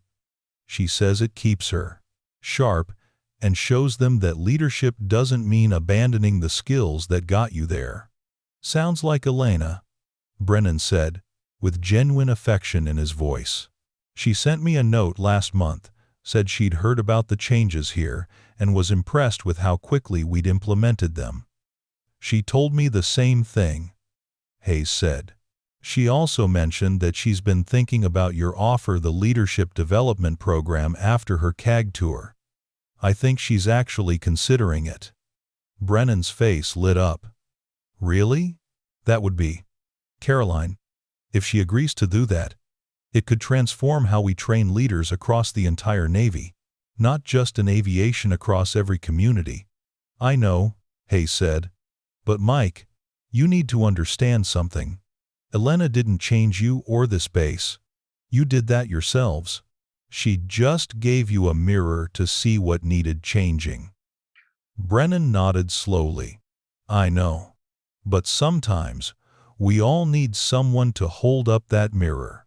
And sometimes, we need to be humbly enough to actually look at what it shows us." Hayes stood to leave, then paused at the door. "The story of what happened here has spread. You know, not the details. Elena made me promise not to tell anyone exactly how you first met her, but the broad strokes. An officer who arrived unannounced. An admiral who learned humility. A base that transformed its culture. Other commands are starting to ask questions about how you did it. Tell them the truth," Brennan said simply. "We stopped making assumptions about who had valuable expertise. We started recognizing excellence wherever we found it, regardless of rank, gender, or position. We built systems that rewarded competence over politics. And most importantly, we acknowledged that even senior leaders can learn from anyone, if they're willing to listen." "That's a good answer," Hayes said with approval. "Mind if I quote you?" "Please do. The more places that hear it, the better." After Hayes left, Brennan stood and walked to his manor window, looking out over the flight line where aircraft were launching for the afternoon training cycle. He could see maintenance crews working on several birds, their movements efficient and confident. He could see pilots conducting thorough pre-flight checks rather than rushing through them. He could see junior personnel being trained by senior personnel with patience and care. The base hadn't been broken before Martinez visit. It had been good, full of talented people doing important work. But now it was excellent. And the difference came from recognizing that excellence could come from anywhere, could look like anything, and deserved respect regardless of the package it arrived in. Brennan's phone buzzed with an incoming message. He glanced down and saw it was from Commander No. Captain Martinez now. She'd officially pinned on the rank 2 weeks ago, sending a photo from the Ford's flight deck. She stood in her flight gear surrounded by a squadron of pilots, all of them smiling at the camera. The caption read simply, "Still learning from the best. These pilots are going to do amazing things." Brennan smiled and typed back, "They have an amazing leader. We're all still learning from you here too." The response came quickly. "Leadership isn't about being perfect. It's about being willing to grow. You taught me that just as much as I taught you anything. Keep up the good work, Mike." Brennan set down his phone and returned his gaze to the flight line. The afternoon sun cast long shadows across the tarmac, and the sound of jet engines filled the air. The sound of readiness, competence, and a base full of people who understood what it meant to serve with excellence. He thought about Martinez working in coveralls, diagnosing hydraulic problems. He thought about his own assumptions and how badly he'd misjudged her. He thought about the lesson he'd learned, that real leadership didn't announce itself with fanfare, but showed up quietly, did the work, and earned to respect through competence and character. It was a lesson he would carry for the rest of his career, and it was a lesson he would make sure every officer under his command learned too, not through lectures or training manuals, but through example, expectation, and a culture that valued excellence over ego. The Navy was changing, slowly but steadily, and here at this one base, in this one corner of the fleet, the change had started with a woman in coveralls, a humble diagnosis of a hydraulic problem, and an admiral willing to admit he had been wrong. It was, Brennan thought, exactly the kind of change the Navy needed. 2 years later, Captain Elena Martinez stood on the flight deck of the USS Gerald R. Ford as the carrier cut through Pacific waters. Behind her, the aircraft of Carrier Air Wing 8 were lined up in perfect formation, ready for the day's operations. Her squadrons had just completed the most successful deployment in recent fleet history, 0 mishaps, record, readiness scores, and a reputation throughout the Navy as the standard everyone else aspired to meet. She thought about the morning she'd walked into that maintenance hangar at Oceana, deliberately choosing to arrive unannounced and unrecognized. She thought about Admiral Brennan's assumptions and his subsequent growth. She thought about the base that had transformed its culture and the lessons that had spread from that one installation to others across the fleet. Her executive officer approached, carrying a message traffic printout. "Ma'am, just received this from Boopers. It's your next assignment." Martinez took the printout and read it quickly. Her eyebrows rose slightly. "Good news, Captain?" the XO asked. "Interesting news," Martinez replied. "After I rotate off the Ford, I'm being assigned to lead a new Navy-wide program on leadership development and organizational culture.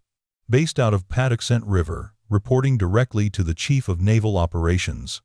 That's the program Admiral Brennan has been advocating for," the XO said with a knowing smile.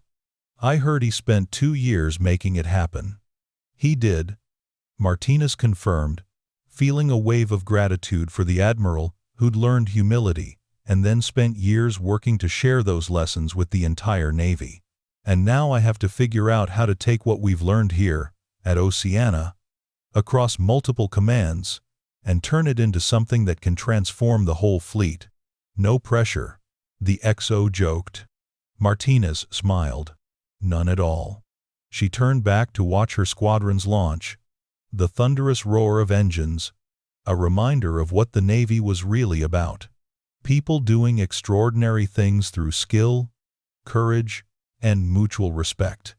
Getting dozens of aircraft safely off a carrier deck required every person from the most junior deck crew to the most senior pilot to do their job excellently and trust others to do the same. That, Martinez thought, was the real lesson. Excellence wasn't about individual achievement or personal glory. It was about creating systems and cultures where everyone could perform at their best, where expertise was recognized and valued regardless of its source, and where leadership meant serving others rather than commanding them. It was a lesson she'd been teaching throughout her career, sometimes deliberately, sometimes simply by example, and now she had the opportunity to teach it on a much larger scale. The last aircraft launched, and Martinez returned below decks to begin planning her transition to the new assignment. There was work to be done, lessons to share, and a Navy to help transform into something better than it had ever been before. She thought about Tommy Chen and Senior Chief Rodriguez, about the maintenance technicians who'd attended her training session, about the 3 pilots she'd guided down during an emergency. She thought about all the people throughout the fleet who worked quietly and competently, whose excellence often went unrecognized, simply because it didn't fit someone's preconceptions. Those were the people this new program would be designed to support and develop. Those were the people whose talents the Navy couldn't afford to miss or dismiss because of assumptions about rank, gender, background, or any other irrelevant factor. It was ambitious, it would be challenging, and it was exactly the kind of mission Captain Elena Martinez had spent her entire career preparing for. She sat down at her desk, opened her laptop, and began to write. There was a Navy to transform, and the work started now. If you enjoyed this story, please subscribe for more military and veteran stories. These true tales keep the courage alive for generations to come. And in the comments, tell us, where are you watching from, and who's the quiet leader you'll never forget?